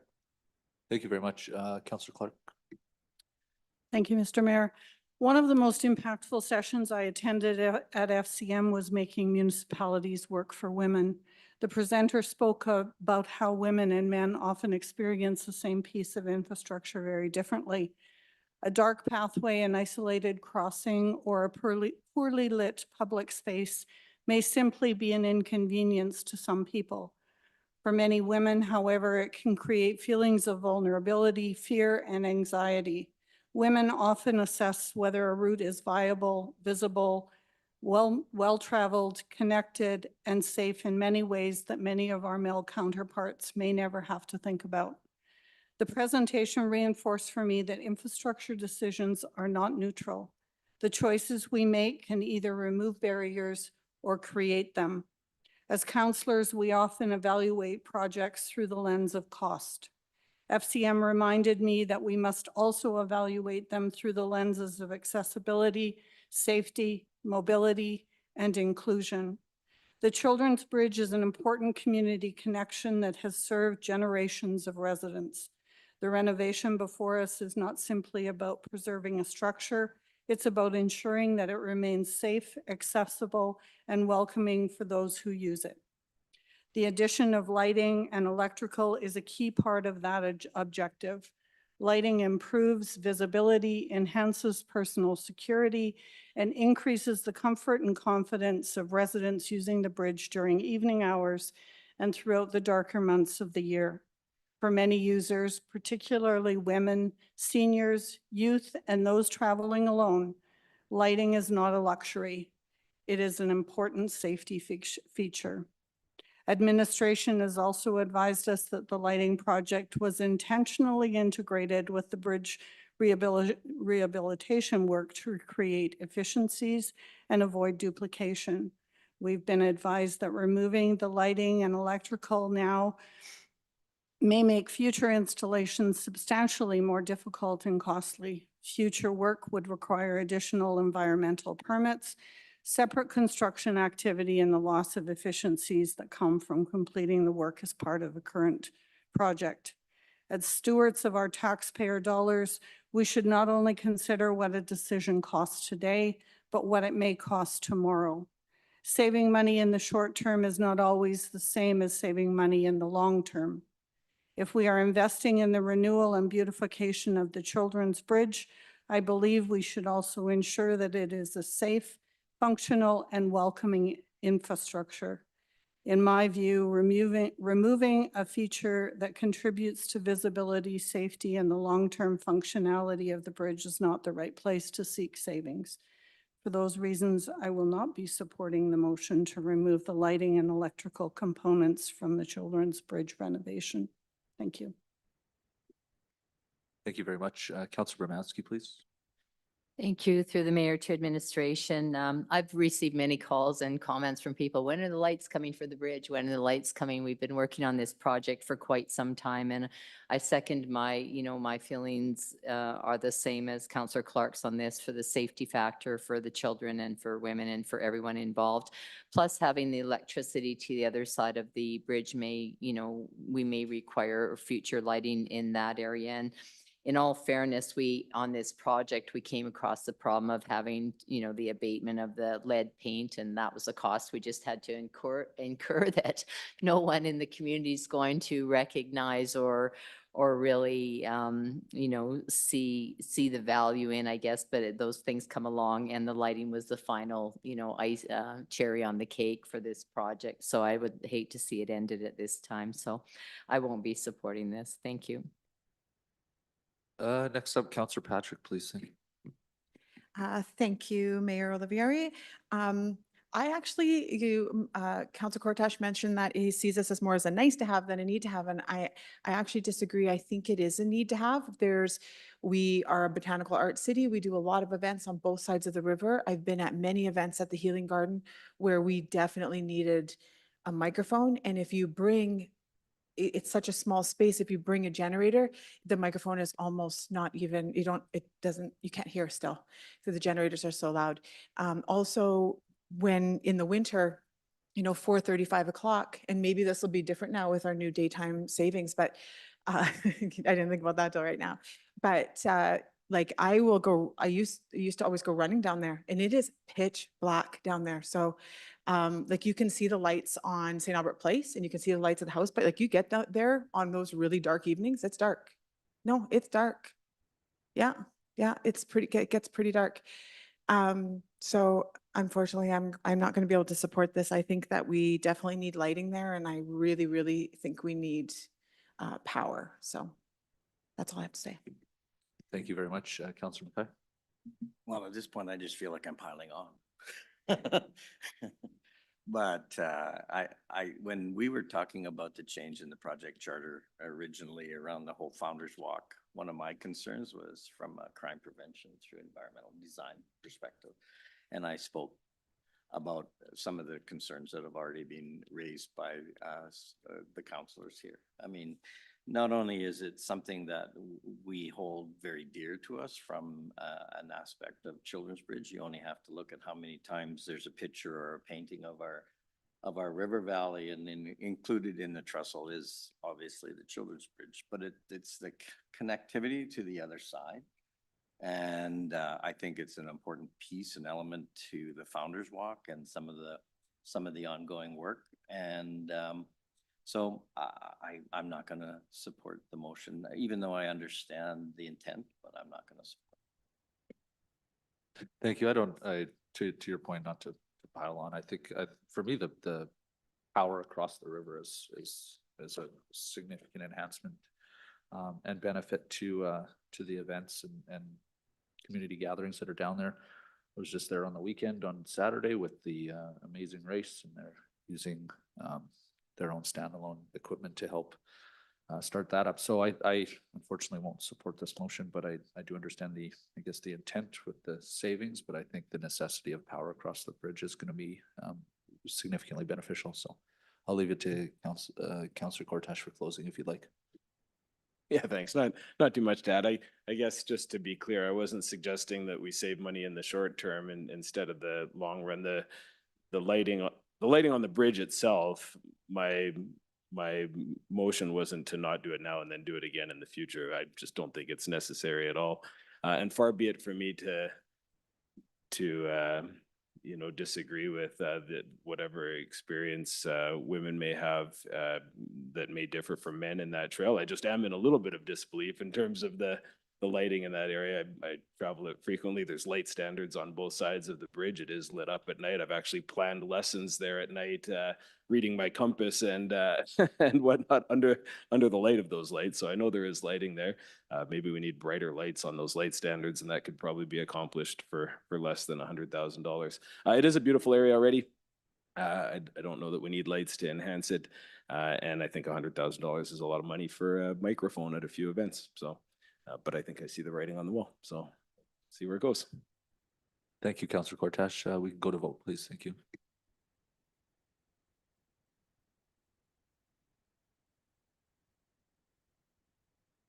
Pardon me, that motion has failed with Councillor Cortash in favor of the motion and the remaining councillors and myself against it. Okay, we will trek down the road here to 11.3, which is Council Motion 26-020 regarding St. Albert Place digital signage as brought forward by Councillor Cortash. Thank you, Mr. Mayor. Just procedurally again here, I don't know that I want to make this motion anymore, given some of the information that was in the information request. So I don't know, is it possible to ask questions first, or should I make the motion and then vote against it You can ask questions. Okay, before I sure. accept the motion. Ask questions. Okay, well, with that, I've got a number of different questions about this. The report identifies a previous $45,000 study that was done, or I don't know if study is the right word, but to identify locations, and yet the motion that I've put forward here, it's admin saying or recommending that it'll take another $50,000 to do another one. Do we already have a report or a study that was done in 2017 to identify the locations? I'm the one that wrote this. Okay. But I'm going to actually ask Ms. Budd to respond to it because it came through community services. But I do believe that the report actually wasn't completed. Go ahead. You are correct, Ms. Peters. The report was not completed. The decision to return the money back to the city was completed in conversation with council and executive leadership, or the leadership team at that time, just based on the challenges with identifying a location. Okay, thank you. There was some preliminary work that was done. So we have the previous report that was circulated here that's got the location 1, 2, 3, and 4 identified with ideal, manageable, and not ideal. And I had some questions about that. I'm reluctant to put forward a motion that's going to require some, further consulting and public input and a spend of $50,000 if we already have some of this information. So the location 4 that was identified, that's sort of across, it's in the little park area there, just north of the hawk wing statue, Vulcan statue. I'm a little confused. So one of the concerns that's identified throughout the report is proximity to intersections, and yet that location 4 is indicated as manageable from a transportation, but is it not also close to an intersection and crosswalk? I guess I'm confused why that location would be permitted, but maybe location 1 and 2 are identified as problematic, but location 4 is not. Yeah, thank you very much. I think perhaps maybe I'll ask Mr. Schick to speak a little bit about the implications as it relates to the intersections in particular.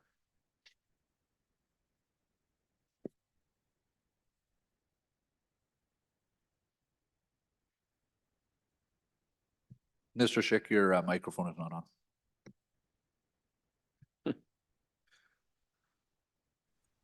There we go. My apologies, everyone. I won't even, I'm just pulling up the report now. I apologize. I don't have the reference right in front of me for that site number 4.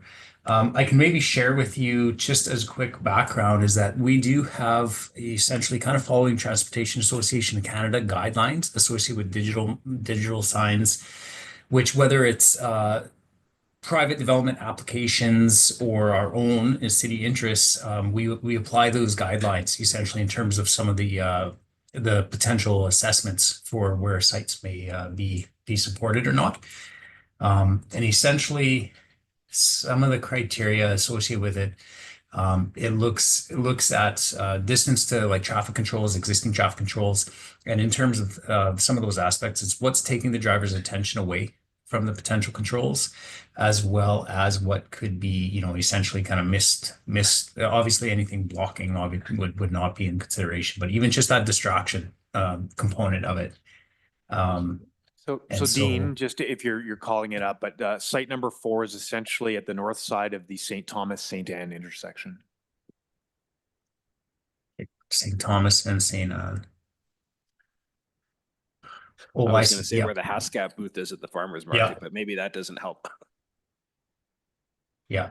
I see. And so I Yeah, the question believe, was just- so sorry, my apologies. So I think specific to the site, and again, I can always look more further into this with more detail, but part of it is actually the curvature of the roadway as well. And so where the line of sight of the driver is actually in terms of the distances.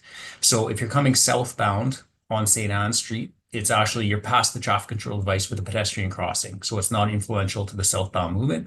Northbound, it's actually the curvature of the roadway in terms of the cone of visibility is likely lessened. And because as you come around the corner, then the traffic control device comes into play. Specific to that question in that site. Yeah, okay, that makes sense. What I'm trying to get at here is we have a couple different potential ways that we can go. Either kind of do a study for $50,000 or the alternative. I want to try and better understand the alternative that's suggested here or presented here in terms of the $5,000 option. As I understand it, is that's just to replace the existing sign with a digital sign, but then is that also not problematic? You know, from the reasons that Mr. Schick just mentioned. So can we do that? Can we just replace the existing sign with the digital sign if we go ahead with that second option, or do we run into the same challenges that the report alludes to? Well, I think very briefly, and then both Ms. Peter and Mr. Schick can jump in here.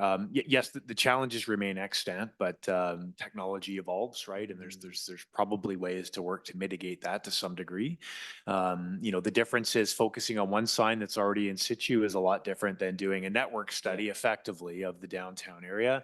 You could also argue that if the purpose of the signage is to increase traffic downtown, then the sign should probably be somewhere else than downtown. Right. And so that's kind of the nexus of the $50,000 piece, right? And I think it's tied to sort of the intent behind the digital signage. Okay. Okay. That makes sense. Okay.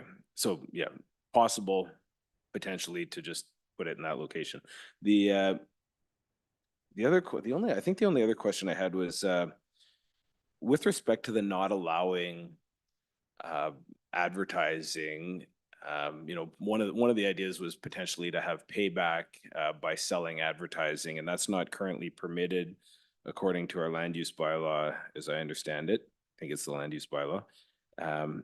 Why is that? Do we like where it's on public property, or where else might that apply? So if we make an exception, so I guess part of the question is why is that? And if we make an exception for ourselves, where else could we see that? Is that churches and schools, or is that what we're worried about? Is that a school is going to put up a billboard and sell advertising on it, or why do we have that in our land use bylaw? Through the mayor. The reason for it, and I'll look to my colleague, Ms. Mallow online, is because it is within other jurisdictions as well. So yes, you're correct. It would be schools. It would be at parks. That would be part of the reason why there's no advertising enabled on it. Because usually when you have a sign, a digital sign, you're advertising for the space on that site specifically. So advertising for third party is that's part of the challenge with it. But Ms. Mallow, would you be able to provide some additional feedback based upon your recent updates with the land use bylaw?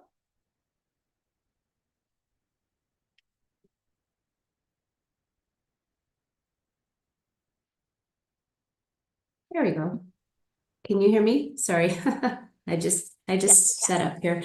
Yeah, no, the intent was to have the PPI district signs in those areas to basically focus on events specific to schools, to religious assemblies, let's say, you know, the sign specific to any institutional area would just be limited to events located on that site and not open up to third party. That wasn't the intent when it was written into the land use bylaw. Okay, thank you. Yeah, that could be an issue for later discussion, seeing as we're always looking for different revenue opportunities, but I digress. Mr. Mayor, I see there's some other questions, so I'm gonna leave it there. What I'm trying to achieve, I don't think at this stage that we need to spend $50,000 to go out and kind of do another study. I kind of the mind that, like, let's just pick a location and get on with it. So if that being said, I maybe not like to bring the motion forward today and take that back and have some conversations with some of the stakeholders before moving this forward. So anyway, if others have questions, I'll defer to that. Yeah, Councillor Hughes is next up. Thank you. So you're saying that if we just replace the other one with the digital, we could do it for $5,000? No. We're saying that, through the mayor, we're saying that for the $5,000, we do the heritage assessment with the building and the sign. And then the actual sign itself is an additional $250,000 to $500,000 based upon the cost of the sign, which we've gathered from comparables at Fort Saskatchewan. In just conversations with other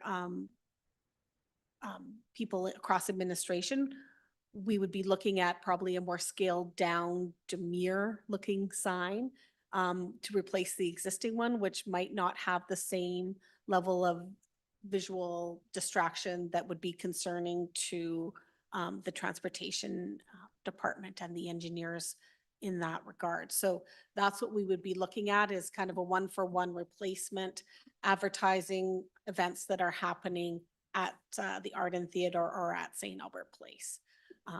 So that's what we'd be looking at, is the $5,000 is more for that heritage assessment. Okay, so this was, just to be clear, that would be like putting it like for like, same spot exactly. That would be the price is $250 for one panel, because basically you can't do the other panel because there's a wall there. Yes, so that's the estimates that we've gotten from other municipalities that are comparable when we're looking at signage. It could be as low as 150, it could be as high as $500,000. We're not sure. We have not done that investigation at this point, but just from going around and asking what the costs were at for other digital signs, that's what we received back as information. Okay, just so you know, that seems extraordinarily high. I think that other like private companies have been able to do those full billboards for like 100,000 or less both sides.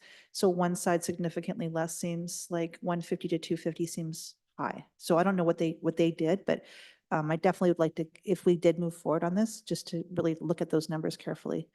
Okay, that was the main question here. Once this all came forward, I thought we were going to just do a like for like. I didn't realize that we were thinking about putting it somewhere else in the middle of the road and then creating other issues on that. Okay, that's it. Thank you. Thank you. Mr. Fletcher, question in regards to working with the heritage site. Ultimately, we have the autonomy to do that if we'd like to do that, correct? That's correct. The bylaw provides the opportunity to do that, but obviously the ideal would be to have it fit within sort of the form and function and aesthetic, right, of the site. Yeah, okay, thank you. Councillor Clark? Thank you, Mr. Mayor. So just for confirmation, the sign outside of St. Albert Place right now is a fully functioning sign, lit. There's nothing wrong with it. Like, we're not replacing something that is broken. Is that correct? That is correct. Okay. And actually, I've been corrected. There are two signs. There's one for the museum and one for the art and theater. Okay, and we couldn't just do a one-off approval that ultimately gives us the opportunity to have third party. That would ultimately entail a land use bylaw change that would, in my understanding, would require a public hearing to be able to change the land use. Is that correct? That is correct. That's correct. And I would also say that there's a whole lot of subtext to third-party advertising that would merit a discussion. I think you could see examples in the news today. So. Okay, those are all my questions. Thank you. Thank you, Councillor Mackay. Yeah, thanks. I didn't think I'd have any questions, and then I do. So is there any historical information? I mean, the two signs that we have out front, were they in place going all the way back to the beginning of the building? I mean, in 1983, do we have that information, or is there some value in spending $5,000 to get a little historical kind of, they just look like an afterthought, if you don't mind me saying so? I've gotten some information here from Ms. Budd, so I'm going to let her speak to these questions. When you came and visited as an elementary student, were the signs there? The signs, thank you for the question, Councillor Mackay. The signs are original to the building. There are some challenges with maintaining them in their current state.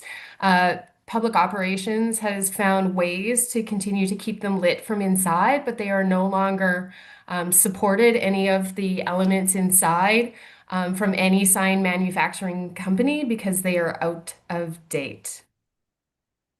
All right, and so from my understanding of kind of the foundation, we could if we have to replace something and you can't replace like for like, isn't our agreement with the foundation that we can just go ahead and replace it? Yeah, but again, I think there's probably a million ways to make the sign look right in terms of the trappings around it. And so the premise of the issue is how does it fit within the overall heritage designated building?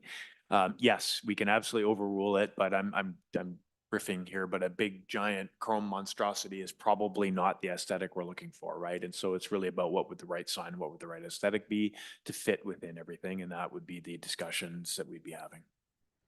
And that is not on the work plan. It is not anywhere. And so if council made the motion, that's the genesis of the $5,000, right? Is to enable the staff time and the prioritization of those studies. Yeah, and I realize we're spending a lot of time on this, but it still goes to the optics and the usability of the building and the functionality of the building. So I mean, I honestly I don't know where to, if you don't move it, I would. Yeah, and I think, the reason that there is the alternative here, right, is we're looking at the scope and scale at the end of the day. And so, and again, the costs in fairness are indicative, right, but they were what we were able to pull in the time frame of the motions. Well, and to be, sorry, Mr. Mayor, I pulled my motion from the agenda report, from the information request. And so that's where that came from. But, I think I don't want to speak to a motion that's not on the floor yet, but if the mayor is willing, or I'm not sure procedure, like I wouldn't mind, I don't know if we can postpone this or something like that, just so that I can, now that I have this additional information, I'd like to do a little more informal consultation with some of the stakeholders just to make sure that more specific direction in terms of just replacing the sign in front of City Hall would be appropriate. So, I mean, can we do that? Can we? Marta? So if this is a counselor notice of motion, so it is up to you to decide whether you bring it or not. If you don't bring it, then the procedure bylaw says that it will stay on the agenda for the next 2 or 3 council meetings. I'd have to verify which, but it will just appear and you will have the choice at each of those meetings whether you want to move it or not. That'd be my preference. I mean, at this stage, I'm inclined to just go ahead with the $5,000 and let's replace that. Let's replace the museum sign. I'd rather just leave that to the next meeting if possible. Yeah. Councillor McKay has. Yeah, sorry, I didn't finish my all the questions because I wasn't sure what the alternative one that's in the background or when you prepared the report. Mr. Fletcher, what's a budget of 5,000? What would that give us? I mean, it's just cover the cost of doing but what would be the return that we would receive? Yeah, it would be completed heritage assessment and then a completed concept for the installation of a sign. And we'd come back to say, this is what it would look like and here's how much of a cost, or, this can't be done, which is probably unlikely, but yeah. Well, I'm prepared to move alternative 1. So that's on the floor. When you're ready to accept it, I'll move it to alternative 1. Okay, before we go down that path, I believe Councillor Hughes has comments as well. So this is to Marta. So this is procedurally. So what we have a situation right now is we have the counselor who brought it forward, who wants to wait a week, and we have a counselor. Are you okay with just moving it forward? Yeah, because I agree. I'd love to just do it now because July is far away. So, okay, because I would just make sure procedurally, if someone has a motion and they want to postpone it, but then the alternative comes forward on the same day, how does that work? That was my question. So the actual circumstance in front of us is not covered in the procedure bylaws. It's silent on it. What the procedure bylaw says is that a counselor may give notice and you need 20 days notice for it to appear on an agenda. If nobody moves it, then it stays on the agenda. It doesn't say that another counselor cannot move it. So if a counselor who is not the counselor who brought the motion forward is interested in bringing it forward, it is on the floor today. So I would say it would be the chair's discretion whether they want to allow it or not. So I think procedurally it's acceptable, but I would say it's chair's discretion to make the final call on it. Okay, do you care? I'll allow it. That's fine. So, well, my only hesitation, Councillor McKay can bring it forward if he likes. It's not a hill I'm willing to die. My only hesitation here, Councillor McKay, just so you're aware, is that this was sort of brought forward most recently and being advocated for by the Downtown Business Association. And I'm not sure that this achieves some of what they're looking for. It may be our best alternative for City Hall and for, I love the idea. I think it probably is the best way to go, but I'm not sure it really achieves what they're looking for. And if we go down this path, I don't know. I'd like the opportunity to maybe have their input. Well, yeah, I guess that would be part of your debate then. And if I could, Mayor, since we're in a gray area anyway, to your point, I think, your intent in terms of the signage, right, is material to your motion. Speaking specifically about St. Albert Place, we do have a note that the state, as a general rule, that Guilds, Arts and Heritage, the Arden, St. Albert Public Library would be supportive, right, of updated signage for St. Albert Place. I think generally stands to reason. So. And just so we're clear, we haven't accepted, but you just gotta be careful we don't enter into debate here with. Yeah, no, but I was These just are saying that questions for admin. his argument about him getting more feedback would be for his debate. That's what I. Yes, okay.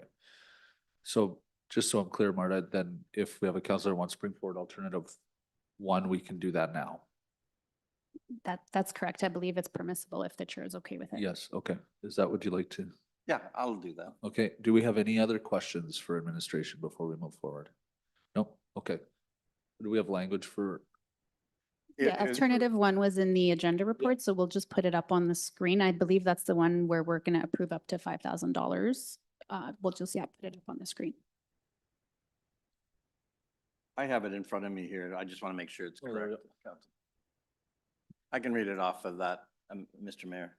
That council approve up to $5,000 from the stabilization reserve to be utilized by administration to investigate and study the replacement of the existing marquee signage for the Arden Theater with a digital sign in accordance with existing bylaws, and to come back to council in Q2 2027 with the findings and the budget request needed for the actual digital sign and associated costs.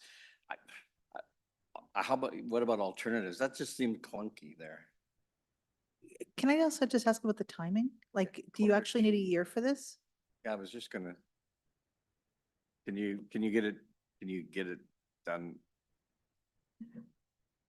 Through the mayor, I don't want to speak for other members of administration and the groups that would need that time frame at this point. But at a maximum, we put it as a year. If we were able to bring it back That's a beforehand, lot. we would do so. And it needs to say by, not in, then. Yeah, I mean, I can tell you it's not gonna happen over the summer. No, no, Right, and so it's really a fall piece, so it's Q1, Q2 of 2027, I don't think is right. Can we say, can we replace in by? Yes. Thank you. Is that acceptable, Mr.? Well, you haven't accepted it yet, so. The other option, I would just throw out to council right now, you know, we put that together saying the Arden Theater. If you just wanted to say the marquee signage, we could include the museum sign as Yeah. well in part of that analysis. Yeah, that's a good catch, Mr. Fletcher. There's two signs, so. Don't accept it yet, Mr. Mayor. I won't.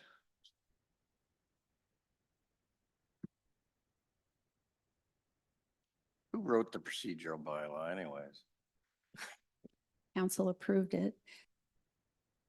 We're just getting the new wording up. So what we did, once it pops up, we just added the museum in addition to the Arden Theater. So we're talking about both signs. And we put by the end of Q2 2027 instead of in Q2 2027. Okay. So I'm going to reread it if it's okay with you, Mr. Mayor. That council approve up to $5,000 from the stabilization reserve to be utilized by administration to investigate and study the replacement of the existing marquee signage for the Arden Theater and the museum with a digital sign in accordance with existing bylaws, and to come back to council by the end of Q2 2027 with findings and the budget request needed for the actual digital sign and associated costs. Is that the right reserve? Okay, I just want to make sure. I mean, we're talking about a capital budget. That is the correct reserve. Did we get confirmation that's the correct reserve? Sorry, I didn't hear that. Is that the, Mr. Fletcher, is that the right reserve to use this from? Yes. I Okay. just wanted to confirm Yeah. that. We're talking about capital. Okay. Now, fair enough. before I accept this, is there any questions for administration? Councillor Cortash on this, is this pertaining to the in debate? Okay, I haven't, but I'm asking if there's questions for administration. Okay, Councillor Armansky, go ahead, please. Thank you through the mayor to administration. I'm just questioning, we have like the Friends of the Arden Theater that, you know, fund specific things in the Arden Theater, then the Arts and Heritage is kind of a separate entity. They have their own budgets to work with. And I know this may be a, you know, a city hall option, or it could be one or the other. Why is it just not considered in RMR, like when it's so old or not working or anything like that on these specific items? Or would that be up to the groups involved? No, I think not considered at this stage because of the potential cost and the fact that what we've got is still working. Right. Okay, that's it. Thank you. Okay, barring no other questions for administration, I'll accept it and we can move it to debate. Yeah, I mean, Councilor the only reason I want to move this forward is we've discussed this now since, as long as I've been on council, we've talked about alternatives for signage or updating signages, and we've had, as you can see from the timeline, we've had multiple looks at potential how it can look or how it can what its actual function is, and could it be better? And yes, it might have involvement of the greater community, but actually for the purposes of the users of this building, these were existing signages that came with the building in 1983. And as we've heard, they're probably in need of replacement very soon or very shortly. So this just actually starts to answer a lot of questions about possibilities and deals with some of the challenges that we currently have with signage, and maybe what are the other opportunities, like I mentioned previously, and would there be input from other interested parties? Absolutely. Would it impact, for example, businesses in the Downtown Business Association, residents that are going to be living in our downtown area? I mean, but at least we start to look at that question. At least we start to get some preliminary answers and know where do we go from here. And $5,000 is not a lot of money. So I think at least this gets the ball rolling on something that previous councils have just not addressed. So I want to get it going. Thank you, Councillor Mackay. Councillor Cortez. Yeah, you don't need to convince me. This is long overdue. It's been discussed for many, many years, indicating that there's both a desire and a need. There's significant limitations with the existing sign in terms of promoting all the events downtown, all the things the Ardent Theater does, all the guilds that are in City Hall, opportunity to communicate. We hear all the time, oh, I didn't know about that. I didn't know about this. We struggle to communicate with residents, and this can only help in terms of all the things going on down here, the things that are held in City Hall, the lighting of City Hall, all the things that we do as a city. My only hesitation was just that I just wasn't sure this accomplished all of the things that the DBA was looking for, but that's fine. I think personally, I think this is the best location and the best way forward without trying to find some other location in downtown. So excellent. And just by way of information, I did reach out. Mortonville Community High School just put a beautiful, huge digital display on the side of the school, cost them $70,000. And a business owner here in St. Albert just recently put one up for $150,000. So I hope, I think what this will get us as well, not just sort of design and heritage, and maybe we'll have a better understanding of what the cost might be associated with this. So let's move this thing forward. Let's get this done. Thank you very much, Councillor Hughes. Yeah, thank you for bringing this forward, Councillor Mackay. Because I didn't want to wait on this either. I think it's overdue by only a couple decades now. So let's, and I didn't realize at the point that actually that this had been canceled, that it was returned back to the funding that before.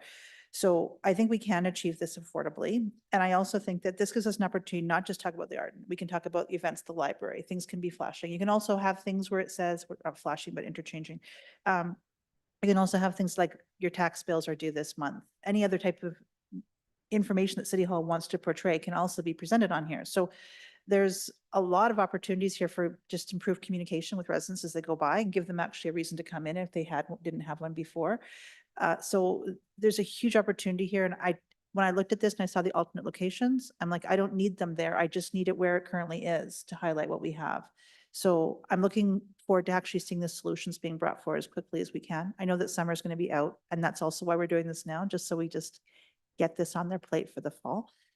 Because this is something I think that we need to have, regardless of this historical designation.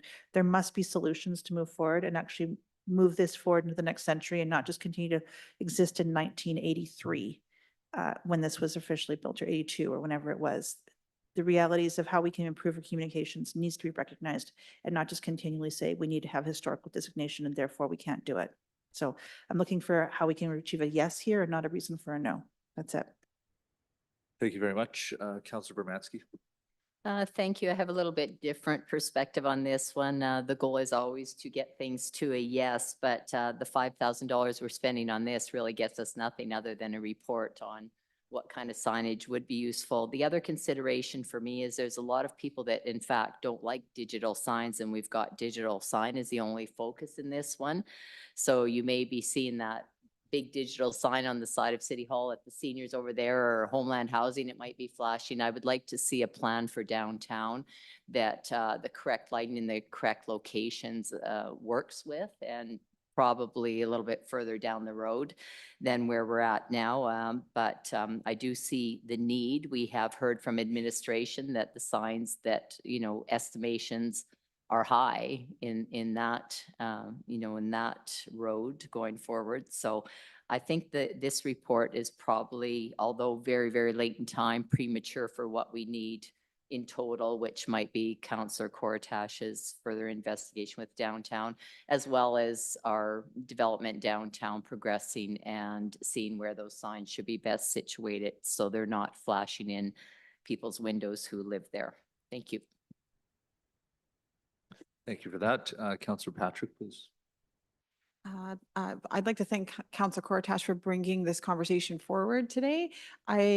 As much as I love the vintage look of our signs out front, I do think we 100% need to be kind of getting into 2026 when it comes to signage. One thing that I always notice out front is that if you are not familiar with the city, there's no way to know really from the out front, and correct me if I'm wrong, but there's no way to know that there's a library inside, that, we do so many events here. So I would love to see digital signs there. So I definitely would support the $5,000 to come back and give us an idea. So thank you for bringing this forward today.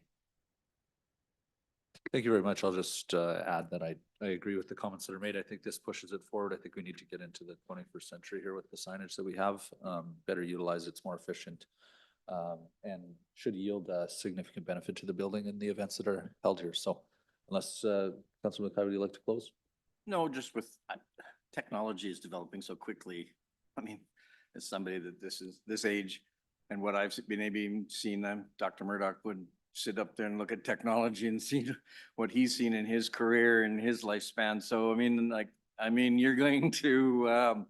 you're going to perhaps, even by the time that this report comes out, you're going to see all sorts of opportunities. Digital means so many things nowadays that there's all sorts of opportunities that potentially this report will come back on. And like I said, this is just really kicking off this whole project. So thanks. I was going to call a point of order. Your lifespan is almost the same as Dr. Murdoch's lifespan. So. He was my pediatrician, okay? All right. With that, we can go to vote, please. Thank you.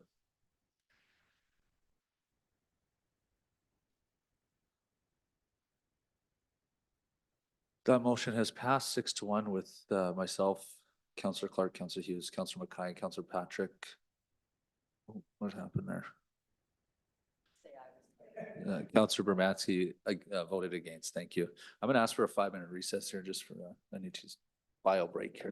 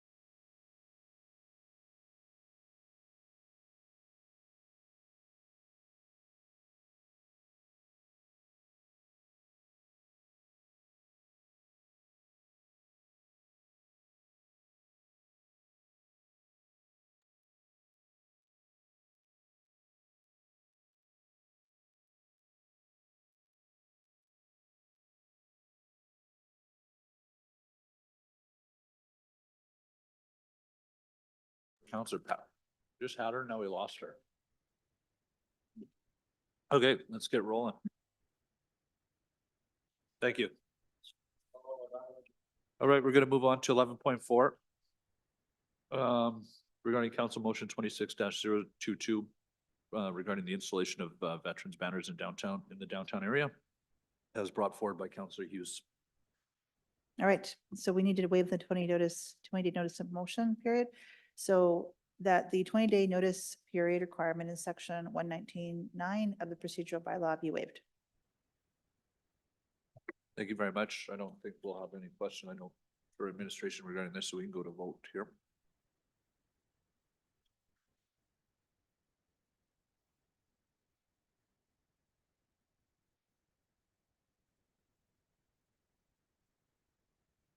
That motion passed unanimously. Thank you very much. Now we go to the next motion put forward by Councillor Hughes. That administration be directed to explore options for the installation of banners in the downtown area in partnership with the Snappert Legion for Remembrance Day. A report back to council with associated costs and requirements by July 14th, 2026. Thank you. Now, do we have any questions for admin before we accept that? Going once? Nope. Okay, we can move it to debate. Okay, thank you. I'm expecting this to be brief. We heard last week from Mr. Killick, who explained how the Legion would like to have some kind of banners installed. It makes sense. It's called Veterans Way. And so during Remembrance Day, it would be prudent to consider that. And this is just literally to figure out what the options are and what the costs would be. I know administration's already started this, and this is just to be clear that we're not just looking for one option, but multiple, and figure out what's best for the community, best for the Legion, and best for the taxpayers. So that's what all this is. So hopefully in a month, we'll have an answer, and then we can decide if we do want to move forward or not. And the reason for all this is just we want to make sure the timing, because if they do move forward, at least then they'll have it by July 14th, and admin will have time to do whatever needs to get done between procurement and installation prior to November. That's it. Thank you. Thank you very much. I don't see anybody else looking to get into a heated debate around this, so would you like to close? Great. Thank you very much. We can go to vote, please.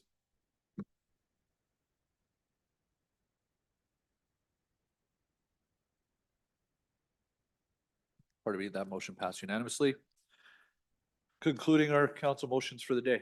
And regarding section 12 for IR's notice of motions and announcements, I believe we have one notice of motion brought to be read in by Councillor Cortesh.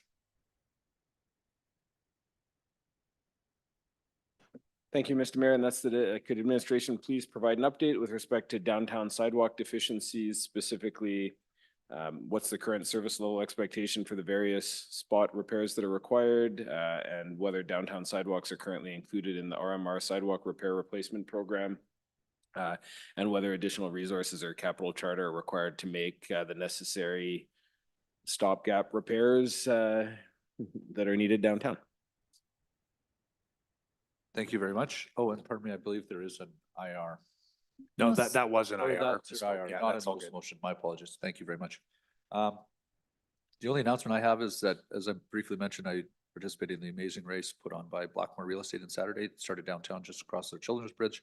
They did raise some, it was just over $2,000 for the St. Albert Food Bank, as well as just over 260 pounds of food. So a great event. And How did you finish? so we finished just last. However, we were set up to fail. Anyways, wonderful event. They're planning on doing it again next year. I said to keep me in the loop, because participation is growing, and I'd love to see the city of St. Albert be a part of that as well. So with that concludes, I believe, unless anybody else has announcements to make, I would request that we have a motion for in camera. Thank you or to move in camera. Thank you very much, Councilor Clark. The council move in camera to have a confidential dialogue with the chief administrative officer pursuant to section 29(1)(a) of the Access to Information Act.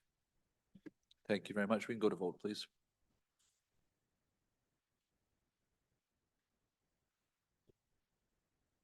That motion passed unanimously. We will move to in camera for our council CAO dialogue. Thank you.